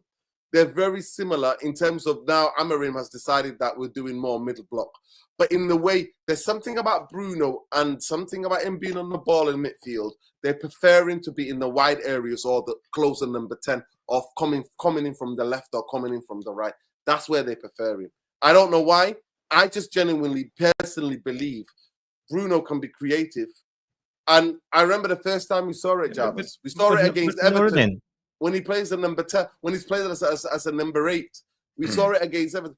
To me, the best game he's had in his Manchester United career was against in Anfield at Liverpool, where he was so composed, playing as that deeper number 8 and actually picking up the ball and running with it and doing all that. So I don't know why, but but you know, I said so, Nordin, that I think Amorim has cracked the code, finally figured out. But for me now, it comes down to the only explanation I have why Amorim is doing this is because he's stubborn and he has his philosophy and his way, and he wants to stick to his you could say exactly philosophy. The same. Because you could say exactly the same about Zirkzee. Zirkzee is more winning more the ball back, doing more than Hojlund is doing. And but that's the thing. He's sacrificing Zirkzee that actually worked before the international break, putting Bruno up in that role where he works okay, but not as good as he did in the 8. And he putting in a double pivot with no playmaking abilities. So actually, Amorim's decision is hindering our progress as a team, especially when it comes to attack and attacking patterns. So I'm not happy with what Amorim is doing now, and I'm always will be. I think I will always support the manager and try to look for positives. But right now, I think he's doing us. I think he's too stubborn, and we are back to kind of Ten Hag-ish thing. The agenda that I think Amorim has conned us, forcing. He or sacrificing a lot of players for his own style, not what's working. 100%. I don't know if it's a good thing or negative thing. Listen, we need to make a debate about that. Yeah, I want to say big up. I think he conned us. He conned us. Listen, he conned us. No, he has. No, he conned us into thinking that he played with 210, but he does not play with 210. He played with 2 false 9. Allow the manager to learn. Allow the manager to learn and evolve on his job. Yeah. What is it? Kindergarten? No, Luani. One thing that coaches do, something that worked, they also try something else. He has been given right till the end of the season to experiment and do whatever he wants. I got that from day dot when they said to me, start now and start with something, and they said, no pressure on him for him to do whatever he wants, and the judgment about him by the board will be made next season. But it will all depend on how well they back him. And then, but for me, he's 40-year-old coach, and I think he's trying different things because there's no pressure on him. Manchester United are going to finish 13th, 14th, 15th, whatever. There's no pressure on him whatsoever. But people, listen, I need to go. Genuinely, I need to go. Love and light, big up to you. Big up to you. And big up. Yeah, we've been going for 2.5 hours. I only wanted to do an hour and a half. But it turns out it's never because we have so Sorry, Nuruddin. It's the passion. It's the passion. No, it's all right. But the passion is shit. I actually think Manchester United. It's Onana. It's Onana. No, it's Onana. No, it's nothing to do with Onana. Nothing to do with Onana, and I'm not going to comment on Onana because for me, I find it really difficult when somebody like Sean says he's ignored all the deficiencies as a goalkeeper and all of the things that I was pointing out. I even did a show where I specifically pointed out all the deficiencies he's had. And I told everybody, he was being banned for a year and a half, nearly 2 years, and he's only played 6 months, and we're back. And the whole fan base went crazy about one fucking game, about extremely one-coach team by Inzaghi, that is Inter Milan. And they all went crazy of one game. So I don't want to talk about Onana. I talk about the attack, and the question is for me, I'll answer my own question. This in my lifetime, nearly 30 years I've ever been watching football, this is the worst bench, the worst attack I have ever witnessed. And if you would have told me 15 years ago, this is what is in the future, I would have laughed your head off. I would have been like, what? Nah, not Manchester United. We play with 8 defenders, including the goalkeeper. It's unbelievable. We play with 8 defenders. Yeah. Free Palestine, free the Congo, free Haiti, free Guam, free everywhere where people are oppressed, free Sudan, free Lebanon, stop the genocide, fuck the Zionist entity, fuck anybody who stands with a Zionist entity, fuck, I don't recognize that fucking country. You can do whatever the fuck you want, but I don't recognize that country. Free Man United from Jim the Glazer and the Glazers, free Manchester United from the billionaire class who are holding us to a ransom. Free Manchester United from these bullshit players. Free Manchester United from the mismanagement. Free Manchester 10. Free the people. Free them all. I don't believe in prisons. I don't believe in any of these people being locked up. Majority of the world is all corrupt. Corporations run the world. They're all corrupt. The world needs a fucking revolution. There should be no billionaires. There should be no billionaires. Let that sink in. Call me whatever you want me. But we don't discriminate on this channel against anyone because of their gender, their religious views, their orientation. We stand in total solidarity with all of the people in the world, all of the indigenous people who are getting exploited and oppressed. We stand in total solidarity to all those globally resisting the machinery and the systems that continue to exploit normal, ordinary people every day in and day out. Big up to everybody. I just say big up to Lesso. Make sure you check him out at Black Rain. Black Rain, you should check him out on X. Make sure you check out Jarvis. Make sure you check out Tactical Devils. They just did nearly 2-hour show. Tactical Breakdown. Make sure you watch that. If you want to continue, if you're awake, if you're in a different part of the world, I'm sure him and Sue broke it down. And make sure you follow him, Bowley, BOLE77 on X. Make sure you check out Sean Thomas, our finance expert. Make sure you check him out across all podcast providers, the geopolitical podcast known as How We See Things. Make sure you check out Luwani 1979 on X. And big up those of you who are interested in what I have to say. And big up to Bodø/Glimt Big for up. winning. Big up, Oh guys. yeah, big up. Big up, guys. Big up, everyone. What was the score? What was the score? 2-0. 2-0 Bodø/Glimt. Wow. Yeah. And they apparently it dominated. could have It been should have 5. been 5-0. It could have been 5, yeah. Yeah. Big up. Yeah. So yeah, love. Big up on love, people. Like I said, and Love. empty GCSEs. Take care, people. Good night. Good night. Thank you all so Good night. much. Thank you. Good night.